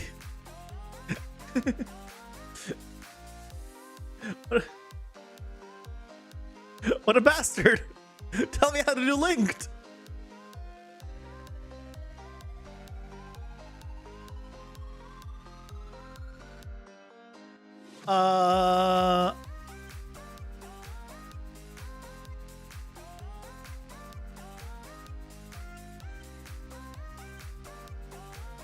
There's no button anywhere that has the word linked.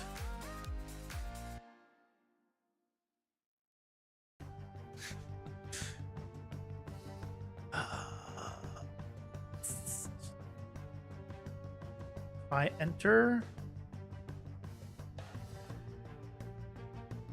No. Linked. Okay, I found it. Linked tree, subtree.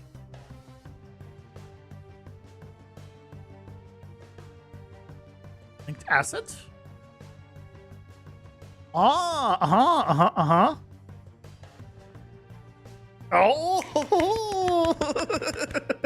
And we can overwrite the values here. Okay. We're getting there. We're learning. Okay. So now we have this. I still should figure out what the tag is for. It just says describing the state.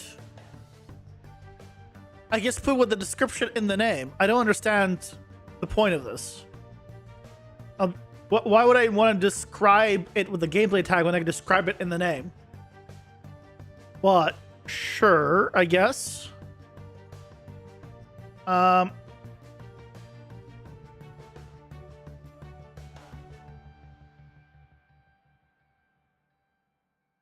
Sure.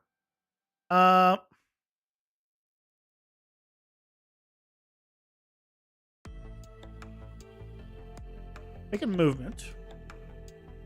So now, if I want to set the state tree to be that, so now it has the parent state tree. Gameplay tag is easy to access. Yeah, but it's just for a description. It says gameplay tag describing the state. I don't need to access a description from other areas. I mean, unless it does actually has some functionality other than being text, then yes, I agree. That's nice, but that's not what it says. To be fair, right? Unreal with its, well, lack of documentation. You never know.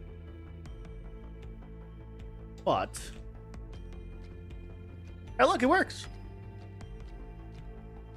No, gameplay tags are not a tie-in with gas.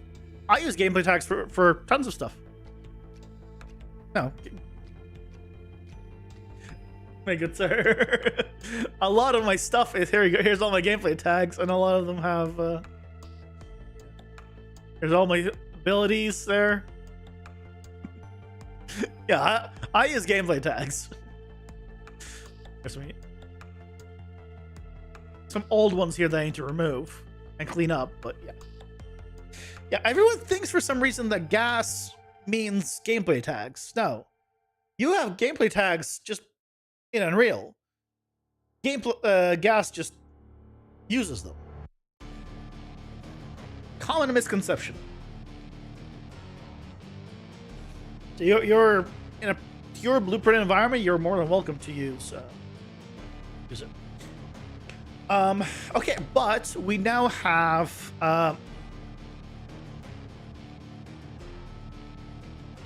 ability to have subtrees. So this is not move to play. This is move to player and strafe. Okay. So now what we can do is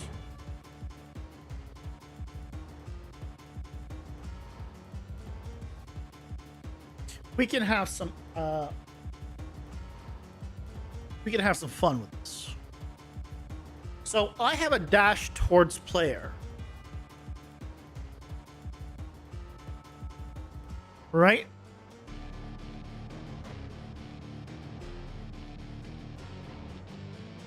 Dash towards player.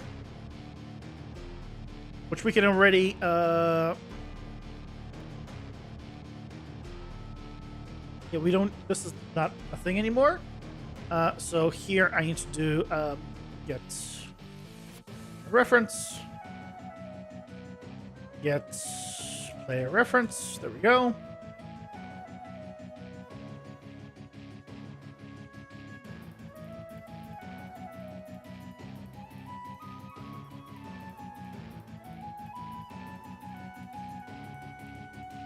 Okay.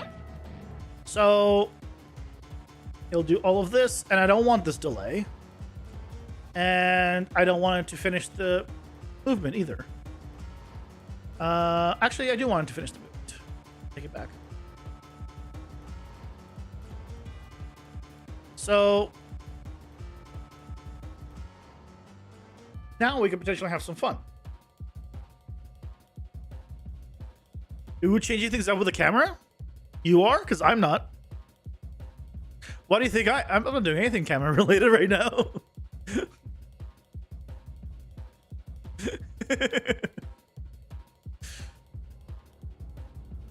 So this, we'll still do the kind of moving towards and around the player in here. So what we want to do is I want to dash towards the player if the distance is greater than a certain distance. He'll dash towards me. Oh no, the camera's still in the same place. The frame is different. Yeah, but no. Yeah, as you can see, I also have text now.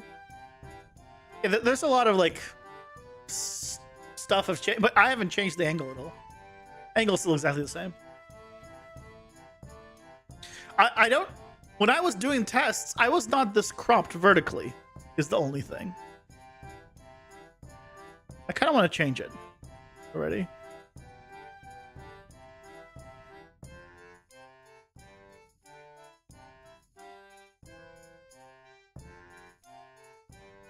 Hold on, I'm gonna fix it.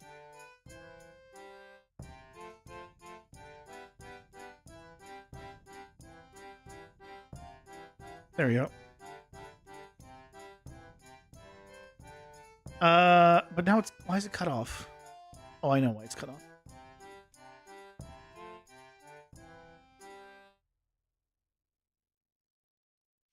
Ta-da! Now I'm no longer cut off. Oh yeah, I can flip it. I can split myself in different places. See?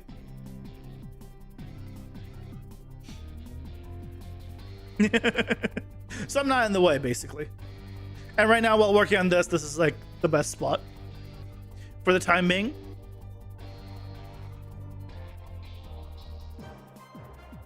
Although I probably should put, you know what? Hold on. Look at it.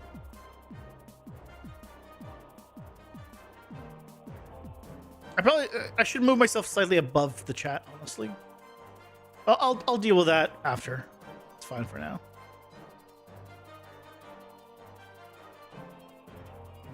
It's fine for now. Okay, let's do a child state.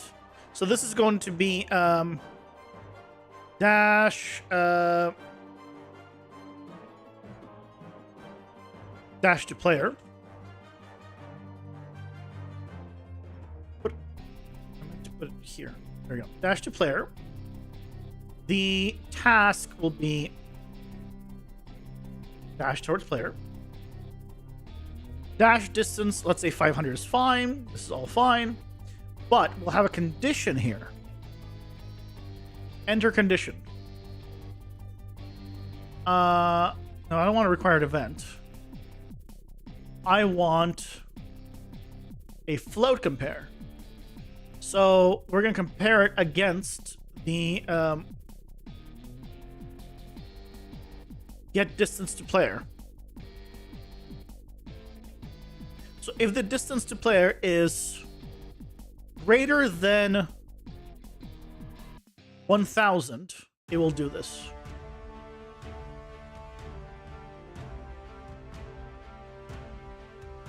So now,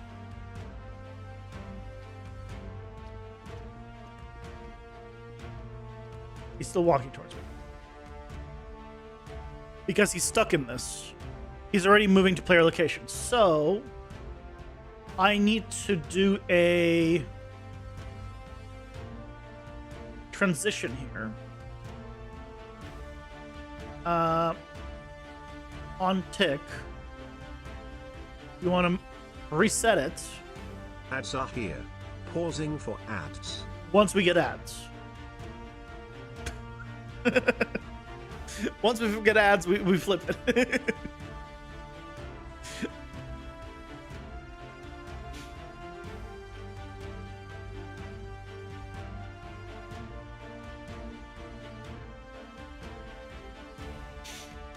But yeah, Mike, there's a few different versions.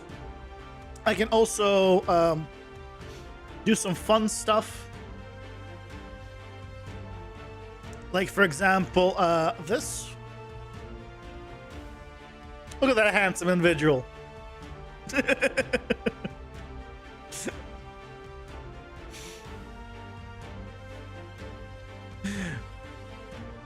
Right, I'm gonna pull people's messages up on stream. No, this is OBS. I went back to OBS.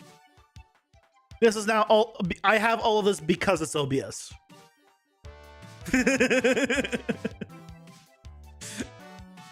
Yeah. I was trying to make it work. I was like, there's just too many things that I want that I'm losing out on, and I can do all the things it can do in OBS. So for the time being, I'm back to OBS at least. Yeah, I'll probably move that, honestly. Move the message. But I'll move it like up to the top, middle, or something, yeah. Or like somewhere where the camera isn't, basically. I mean, OBS is a very solid option. Yeah. Your AC works? Yay! You got to 70 degrees and actually turned off. Nice! Now, the question I have for you, Stormer, why 70? You're so close. Just set it to 69. It's nice.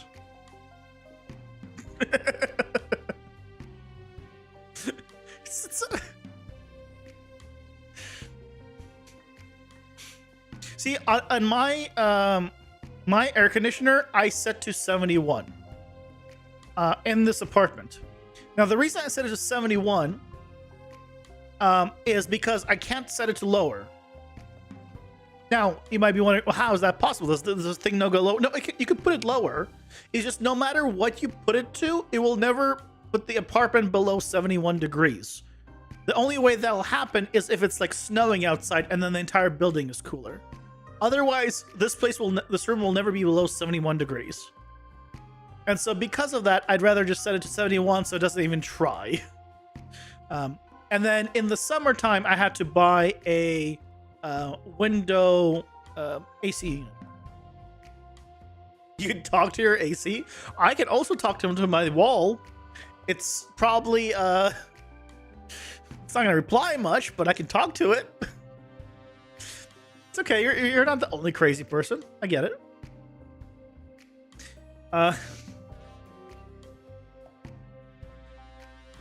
So we're gonna check if the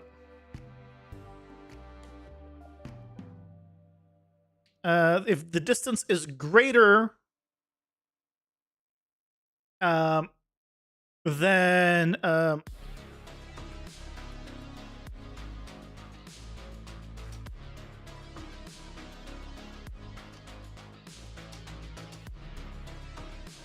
1,000.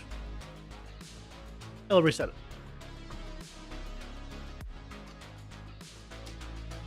Your AC talks back, though? Tells you how cold you are?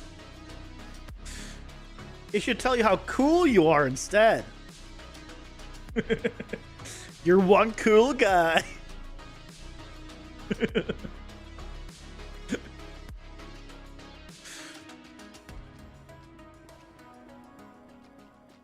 Look at that. When I get too far, he'll just leap towards me.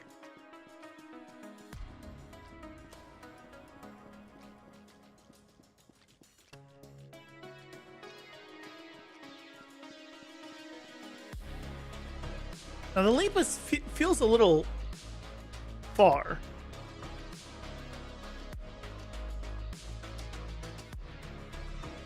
So I'm going to do this dash to player. Dash distance 300.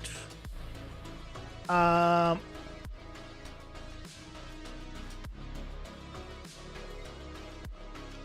hitting puns you can't find anywhere else. All right. Yeah, I think the 0.9 is the problem. I want it to be a little lower. So I'll just do like arc parameter 0.95.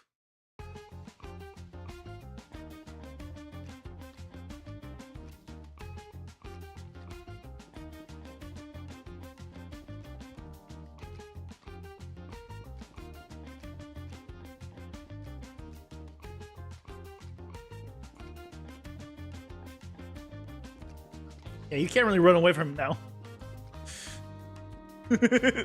I don't think I want this to happen. But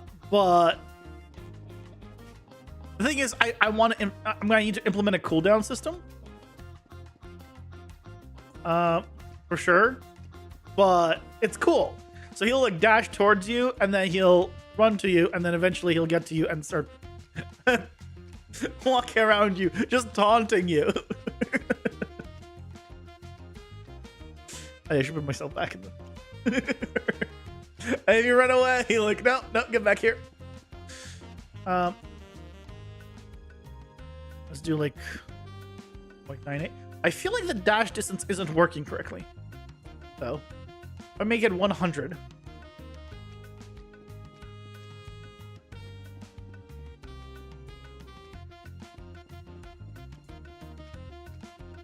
Yeah, like he ends up going further sometimes.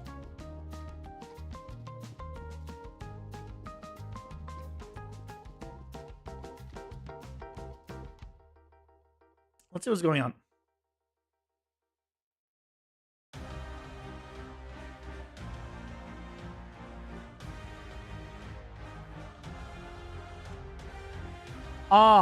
Because there's no delay here, he immediately tries to do it again, which can cause issues. So if I added like a delay here, say 0.2 seconds, which gives a little bit of time to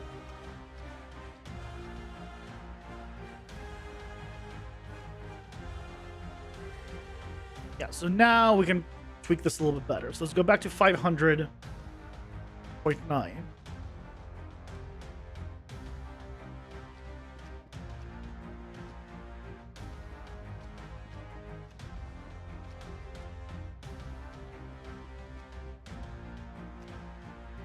probably even change it to a little bit longer. Half a second. What I want to do is, okay. So what I'm going to need to do is, instead of this,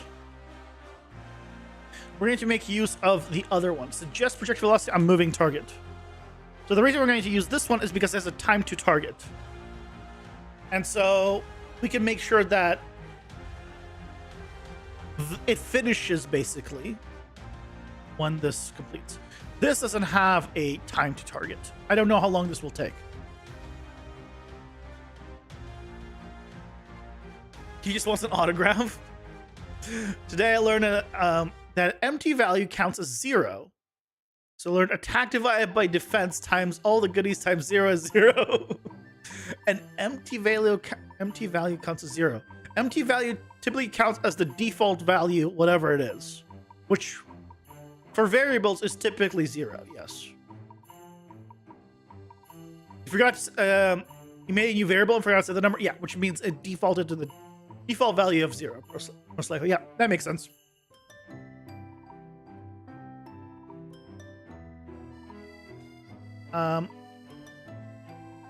So what we want to do is spawn an actor and then destroy an actor. So I do this in my jump attack, but basically, before we do this, we want to do spawn actor from class.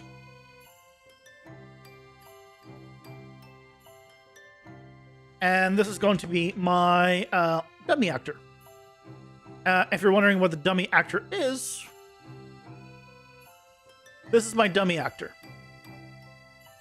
It is a blank blueprint. I could probably spawn just actor, honestly. I don't think I even need a dummy actor. Just spawn actor. Think about it. I don't need the dummy actor. Just spawn the regular actor. But we want to spawn this, and we'll promote it to the variable.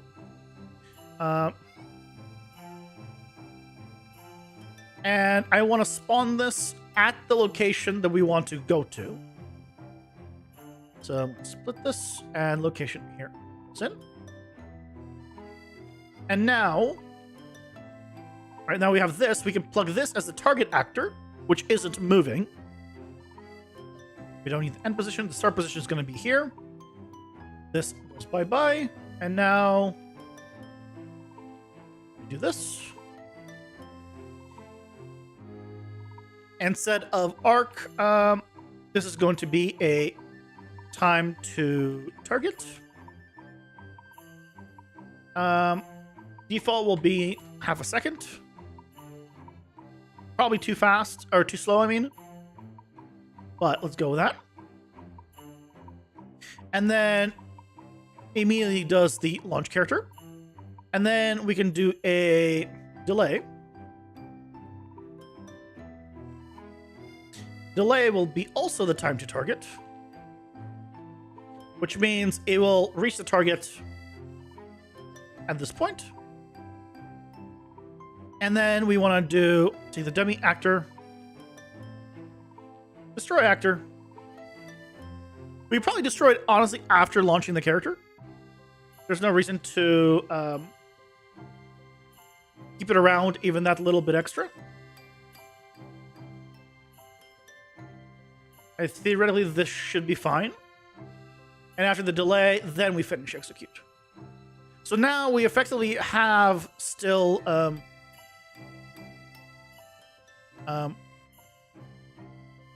everything we had before, but now we know how long it will take to get to player. So now here, in the time to target, we'll leave it as this. Dash distance should be good. So all our calculations here should be fine. You've reset your PC because you're somehow missing memory. Oh no. Hopefully it's fine. Now, why aren't you jumping?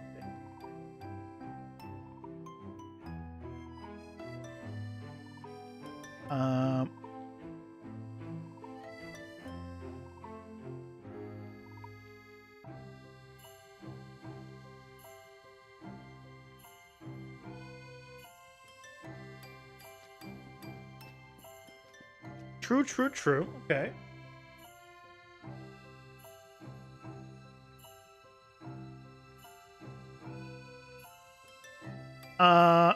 Maybe it is not happy with this.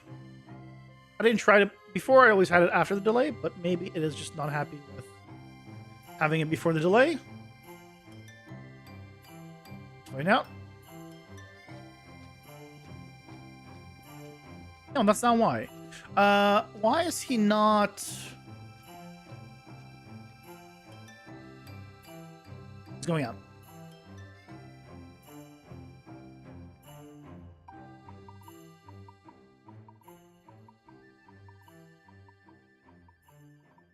The distance is less than dash distance.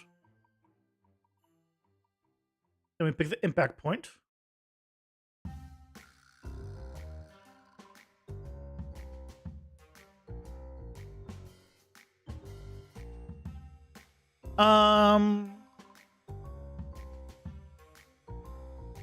For shits and giggles, I'll use my dummy actor.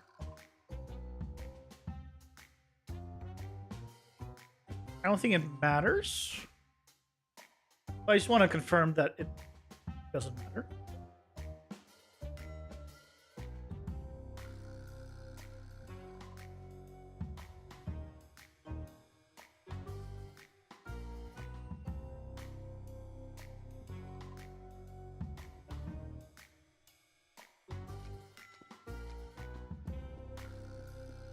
Well, he's hopping in place now. Why is he hopping in place? Why is he hopping like that?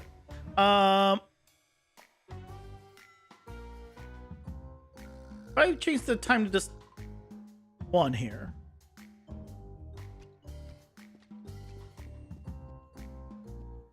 No, the distance is the not the distance, the yeah, something's up with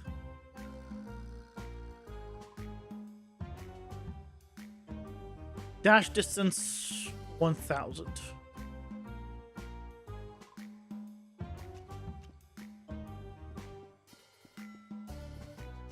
It's just what?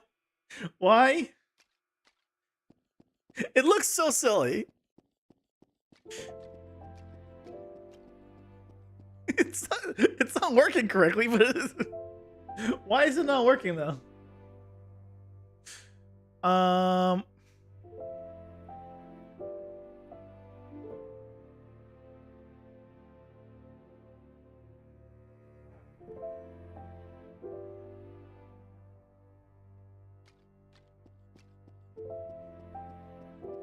So he is fighting me.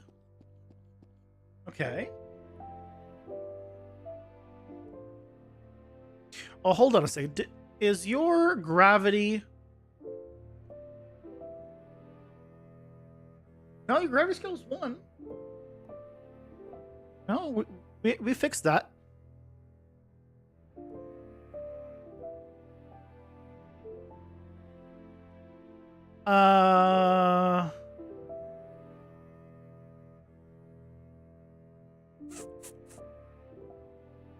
What's the problem? If I made it 5, what's the problem?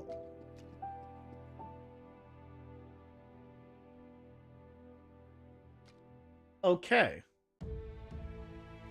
Don't to access BP, but BPR is not valid pending kill. Okay. What? How's that possible?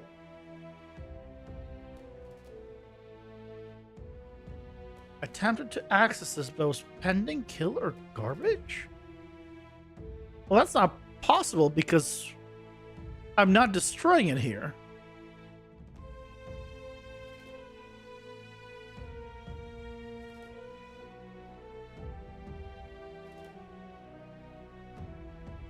Well, that's weird.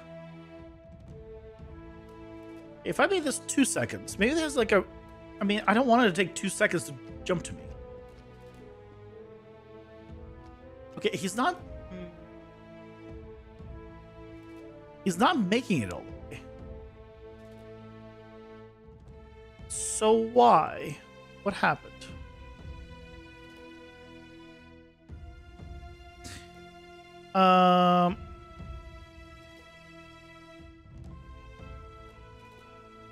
For duration. Let's debug this.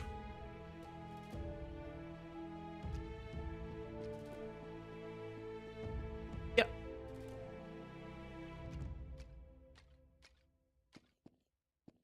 So that's where he should be jumping.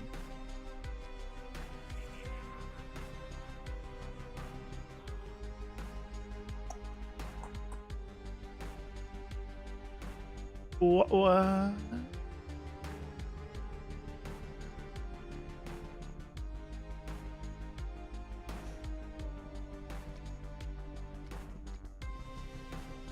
Right, so that's where he should be jumping. But he's...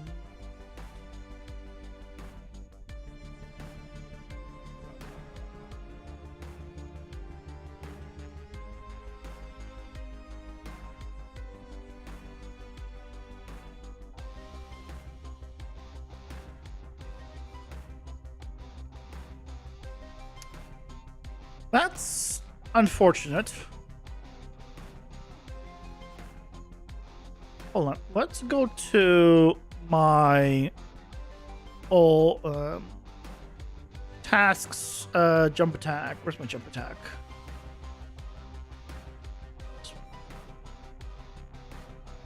Oh, the jump attack is on the you, isn't it? Jump attack to target. Yeah, see, I spawned the dummy actor.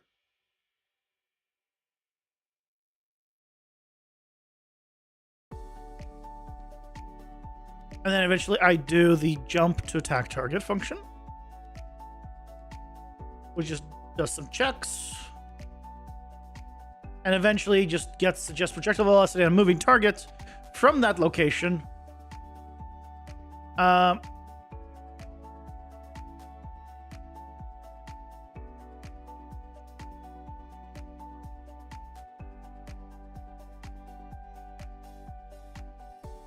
Oh, hold on. I think I know why. It's because it's angling it down. Oh, I think I understand why. Here I need to then add 100 units up in there. I'm pretty sure that's why.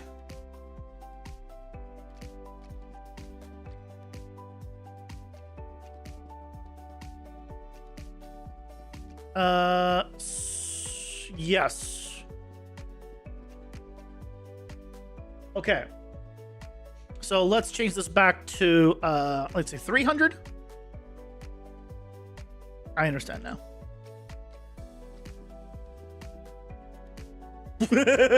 Okay. That was awesome. That is not what I want happening. Why is that happening?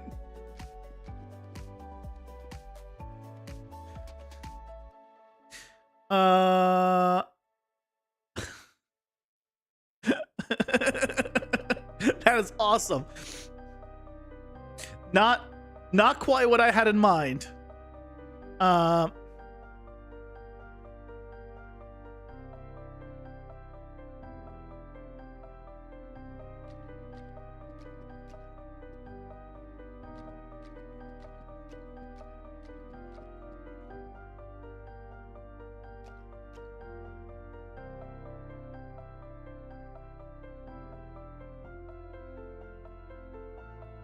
Methane booster. Yeah. Seriously. Why is it doing that? Here it's not doing anything, basically. And the alternative is it...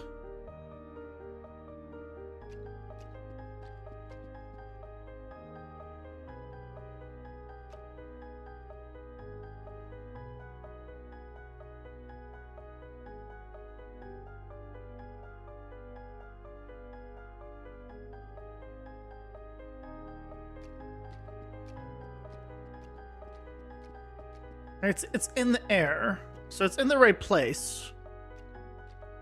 Why is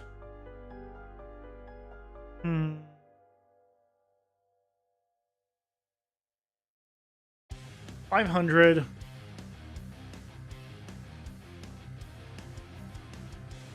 So I understand why this is happening.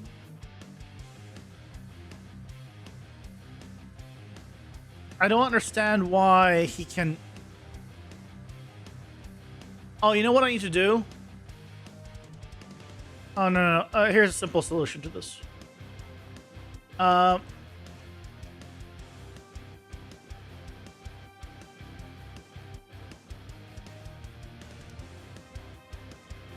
So first of all, let's make sure that's even just working. We can offset this a little bit up, so make sure it's working. But what we need to do is just here, the beginning here, we need to do get movement component is moving on ground.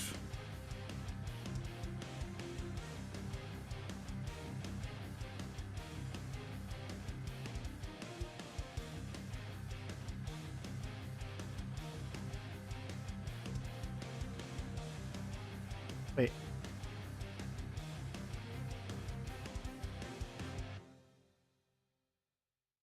Various nav moment. Oh no, I just mean seen this one. So we want to make sure if it's moving on the ground. If it's not moving on the ground, then we just do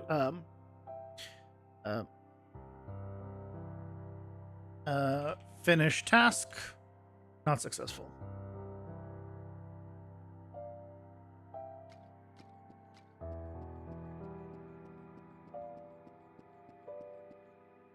He's no longer jumping in the middle of the air, which is good.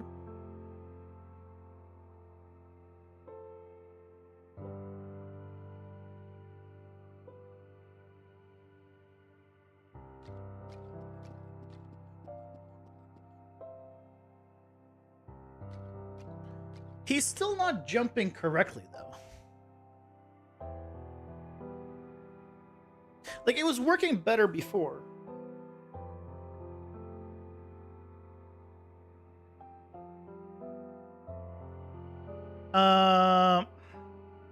To make sure that it is in the same place, I'm going to do a draw debug sphere. Get actor location. So, yeah, this is fine. Duration, 3 seconds.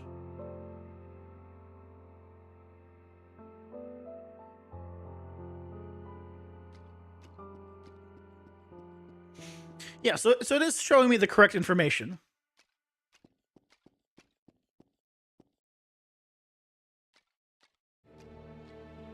So why he no jump to the right location?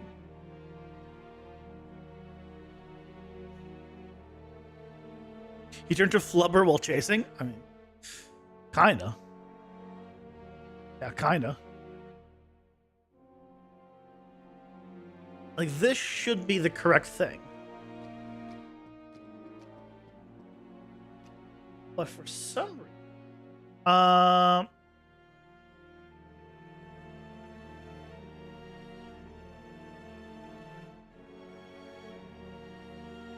hold on. I think I might know why. I go to parent. Gravity?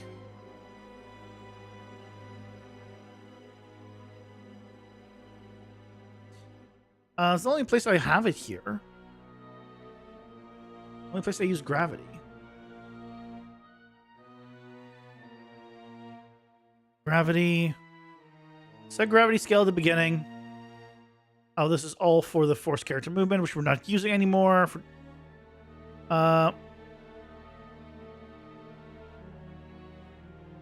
reset gravity, which should be at 1, which gets the current gravity scale and just sets it, which is 1. I was thinking maybe the gravity is overwritten, but I guess what I can do to make sure that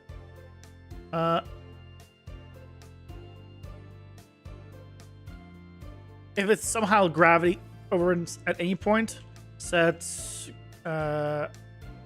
gravity scale to 1. Just to make sure. Obviously, I'm not going to keep this, but I just want to make sure it's not the gravity scale. No, it's not. Okay. I didn't think so, but...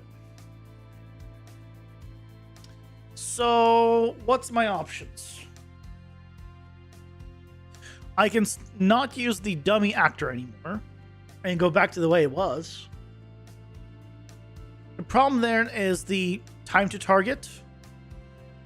I don't have anymore.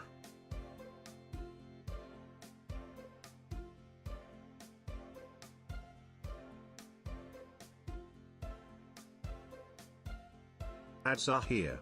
Pausing for ads.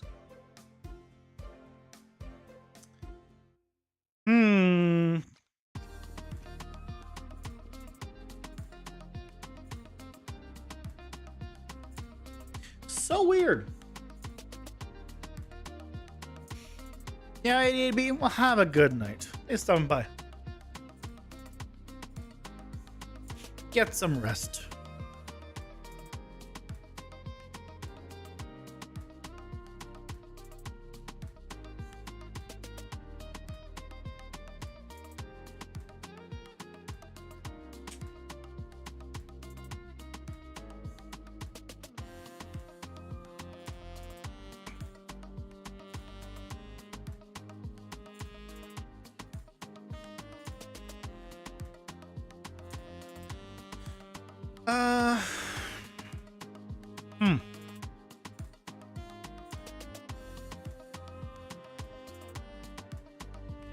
Here, all I'm doing is forward vector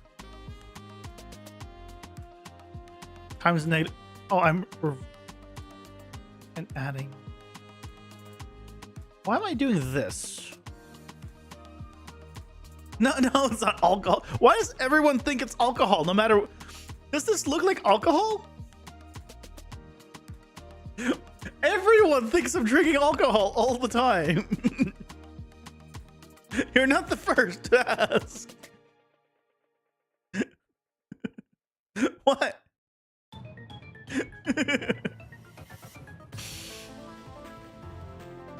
I don't drink enough alcohol. Is this like a normal alcohol bottle shape?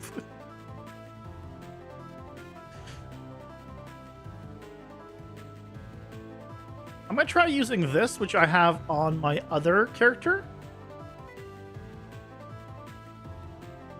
and see if that helps.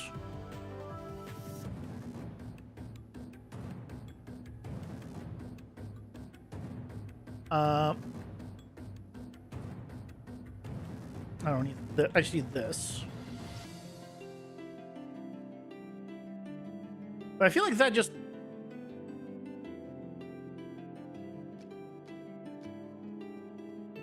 No, that doesn't do anything.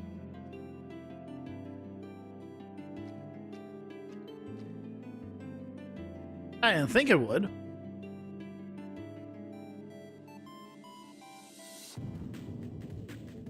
Yeah, that just slightly moves it over. Okay, well, I guess we go back to... not you. You. Oh, you know what we can do? We can bind event unlanded. Oh, that's what we can do. Oh, that figured it out. Figured out another alternative.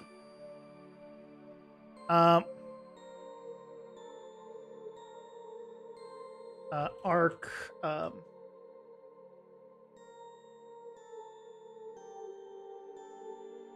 gonna do arc height. And then I'm gonna limit it between 0 and 1. And then I'm gonna do I typed in 1 minus. Subtract. Do 1 minus this. So 1 is the high. And then I can put this to like 0.1 by default. Get rid of you. Launch the character.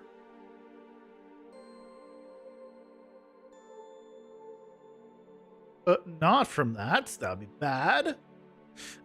So now instead of this, we're going to take our enemy here, or AI character, and then just do a bind event to on landed. Bind event to landed delegate.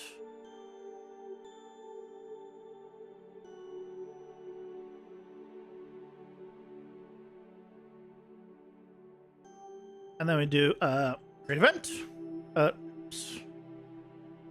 custom event on landed. What does this give me? Why do I have a hit result on landed? It's odd.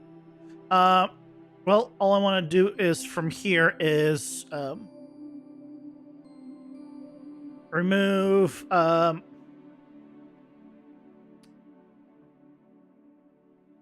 I do unbind? No. This way. Unbind event from landed delegate. The event is this. So unbind itself, and then mark as succeeded.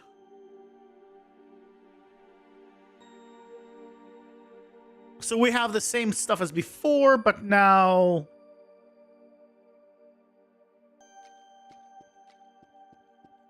he's jumping the same thing as before. What happened?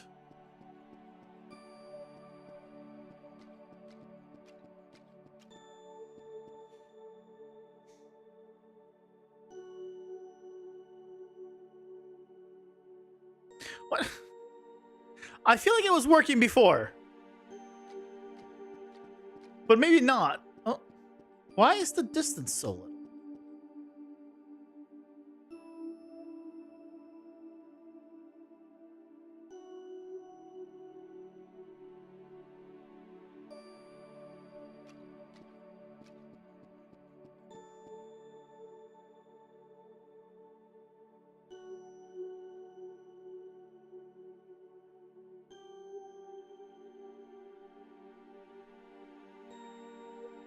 Maybe the problem isn't there.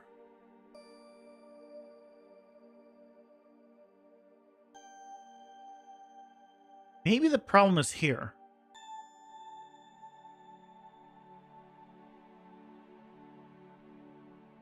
Doing line trace.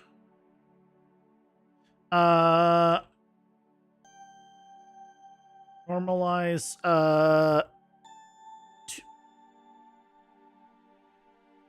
2D vector.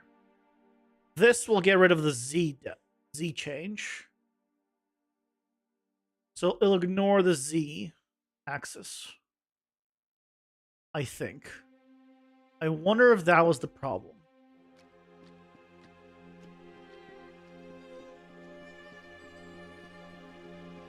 Now he's not doing anything. Why? Why isn't he doing absolutely anything now?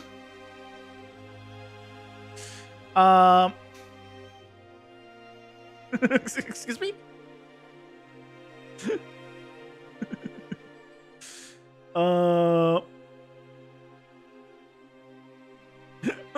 Excuse me? This is how last couple of weeks have gone for you? Oh, I'm sorry to hear that.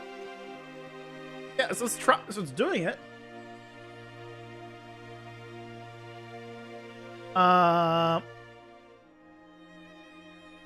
Oh, because it's immediately landed, I think. So I want to do probably delay until next tick.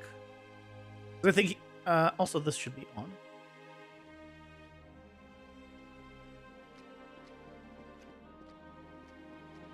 What?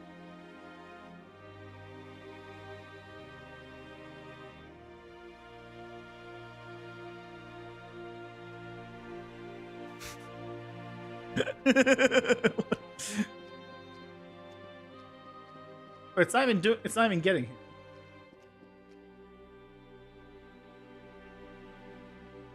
Is this failing?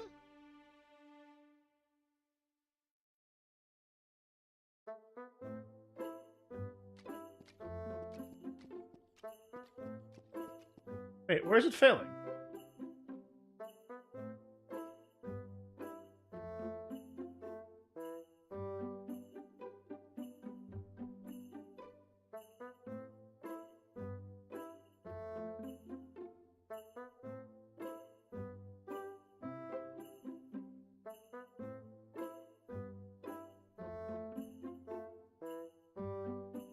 Oh, hold on. Is it? Let's just debug this. Let's just make sure that line trace is even working. False. Oh, okay. Well, there's a problem. Is this not? Should it's safe to do just do so. Z is set to 0.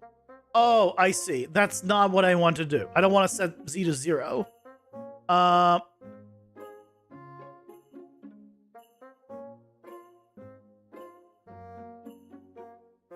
I see what's going on.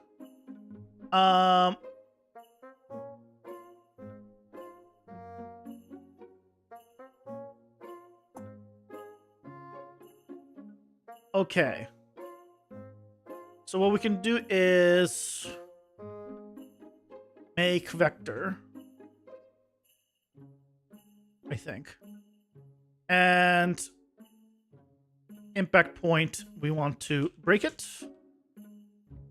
And let's try this, where we take the X, Y, and the Z of the original.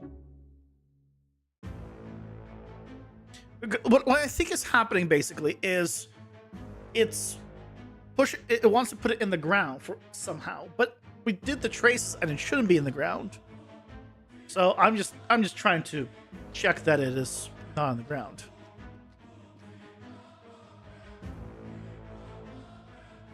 Oh, I still have the normals here.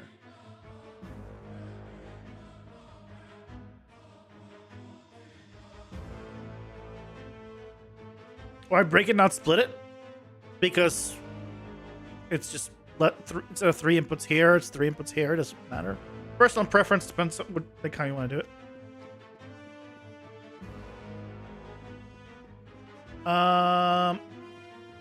It's not doing anything better.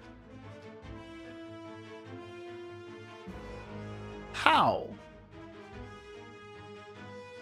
Because now, like, if I don't like this, I can just do this and I'm done. I've undone it. Otherwise, I would need to then recombine them afterwards too.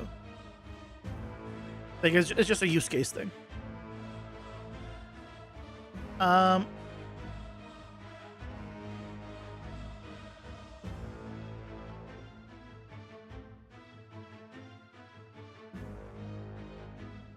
If I just put impact point here.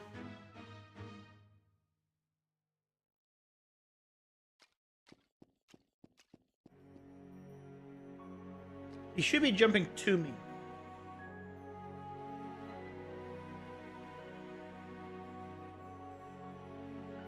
What happened? It was working fine before. Well, it was working fine when I did this. Let me rephrase that.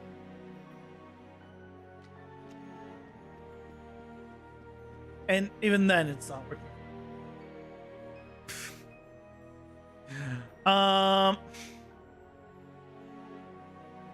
So what happened?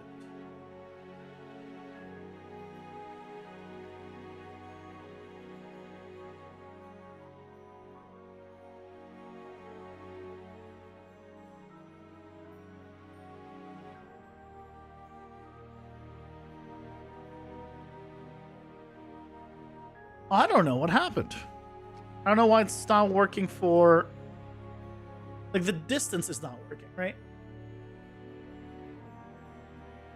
It's just odd because we've confirmed that we're using the distance from this, which means he should be jumping to this point or this point. So like it traces.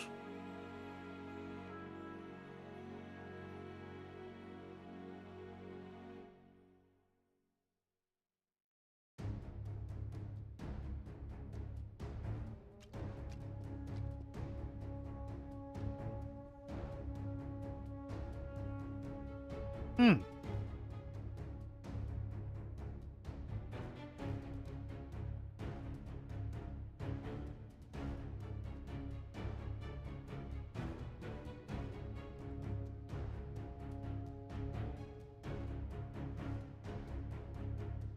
Let's make this like super high.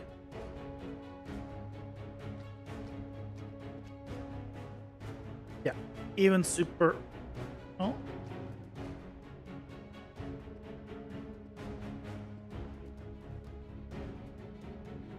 Oh, now he just jumps really high. Wait, what?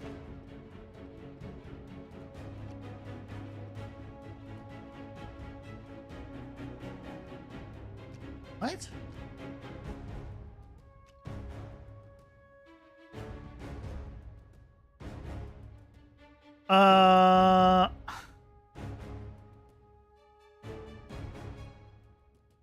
What? If distance player is greater than 1,000, he does this, which is working. This is the enter condition, so he's entered. Oh, I need to try enter also. No, try enter. When state is considered for selection, it is selected even if it has child states. No, try selection order. Yeah. That doesn't matter. I am very confused. Why?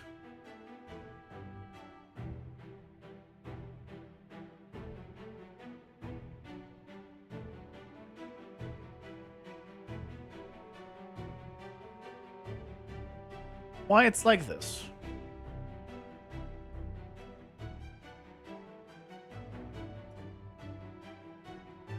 Setting rotation, doing line trace.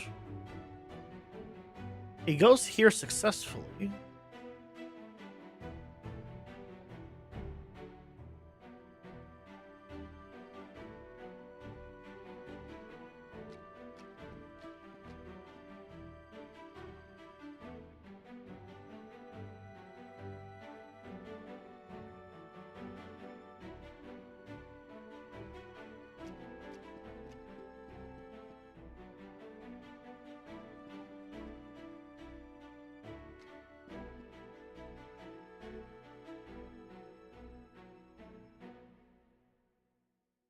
I don't know.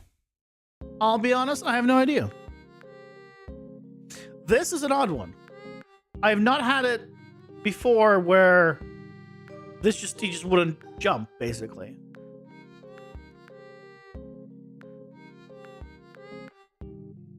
This is a first.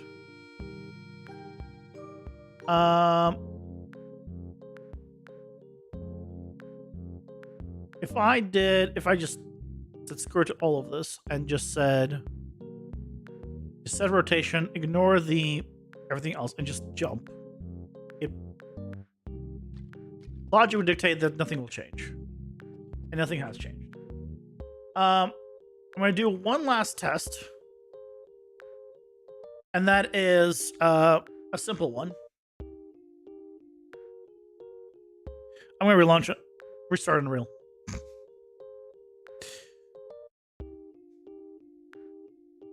I'm just going to restart Unreal and see what happens. What if?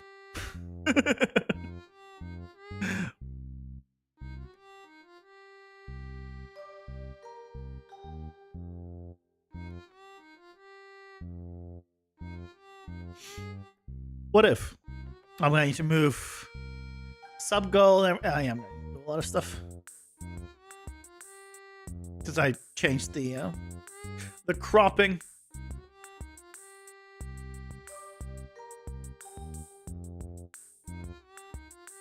It looked fine here because it was removing all of the stuff. Yeah, it's fine. I don't know, when I was testing, like, I wasn't as cropped as I was when I started the stream. I'm sitting differently. My back is definitely not against the back chair.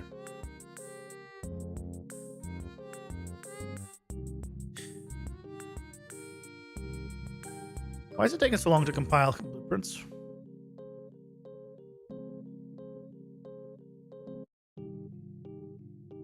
You've updated a referenced actor. I rebring in the reference node. What? What you talking about? Unfortunately, it did not fix my problem. But I'm gonna try one actually last thing, which is here. Instead of this,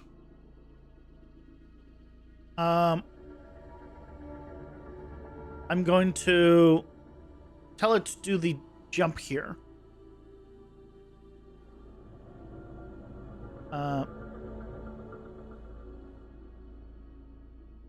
Dash towards player. Hey, Orbimortar, welcome in. How's it going, guys? Welcome, welcome. Okay, well, lots of problems with doing it this way because it needs delays and stuff. Oh god. How's it going? Welcome, welcome, PHP official. Hello, the Dak dude. How's it going, guys? Konnichiwa.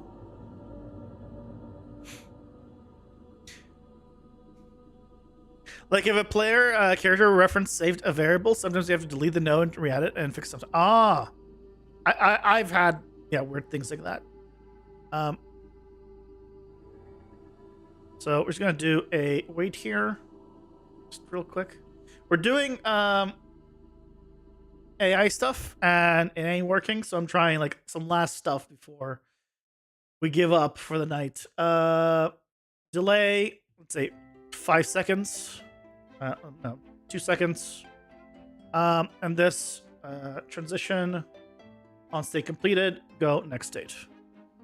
There we go.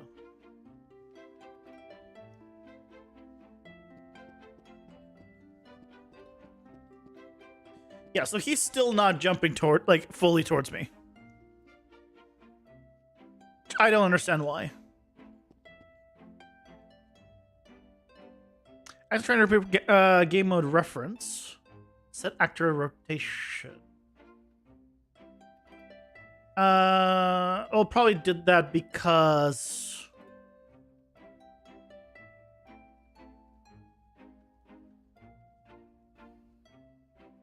why did it fail that? What? How does it fail that?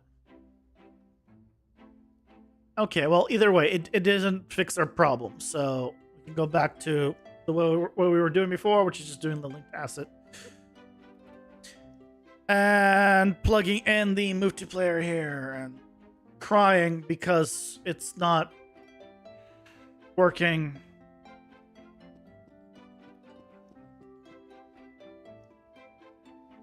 Oh, I didn't compile. Why is it compiling? Failed to resolve transition. There is no... Oh.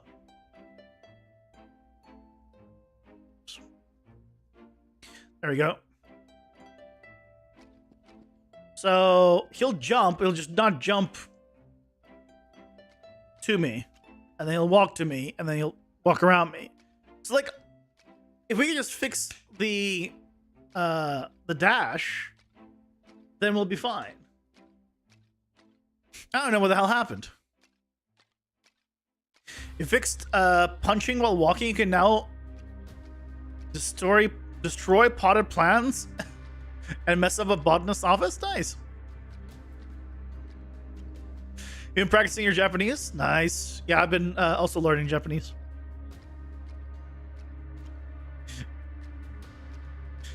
Genki. Well, it didn't work.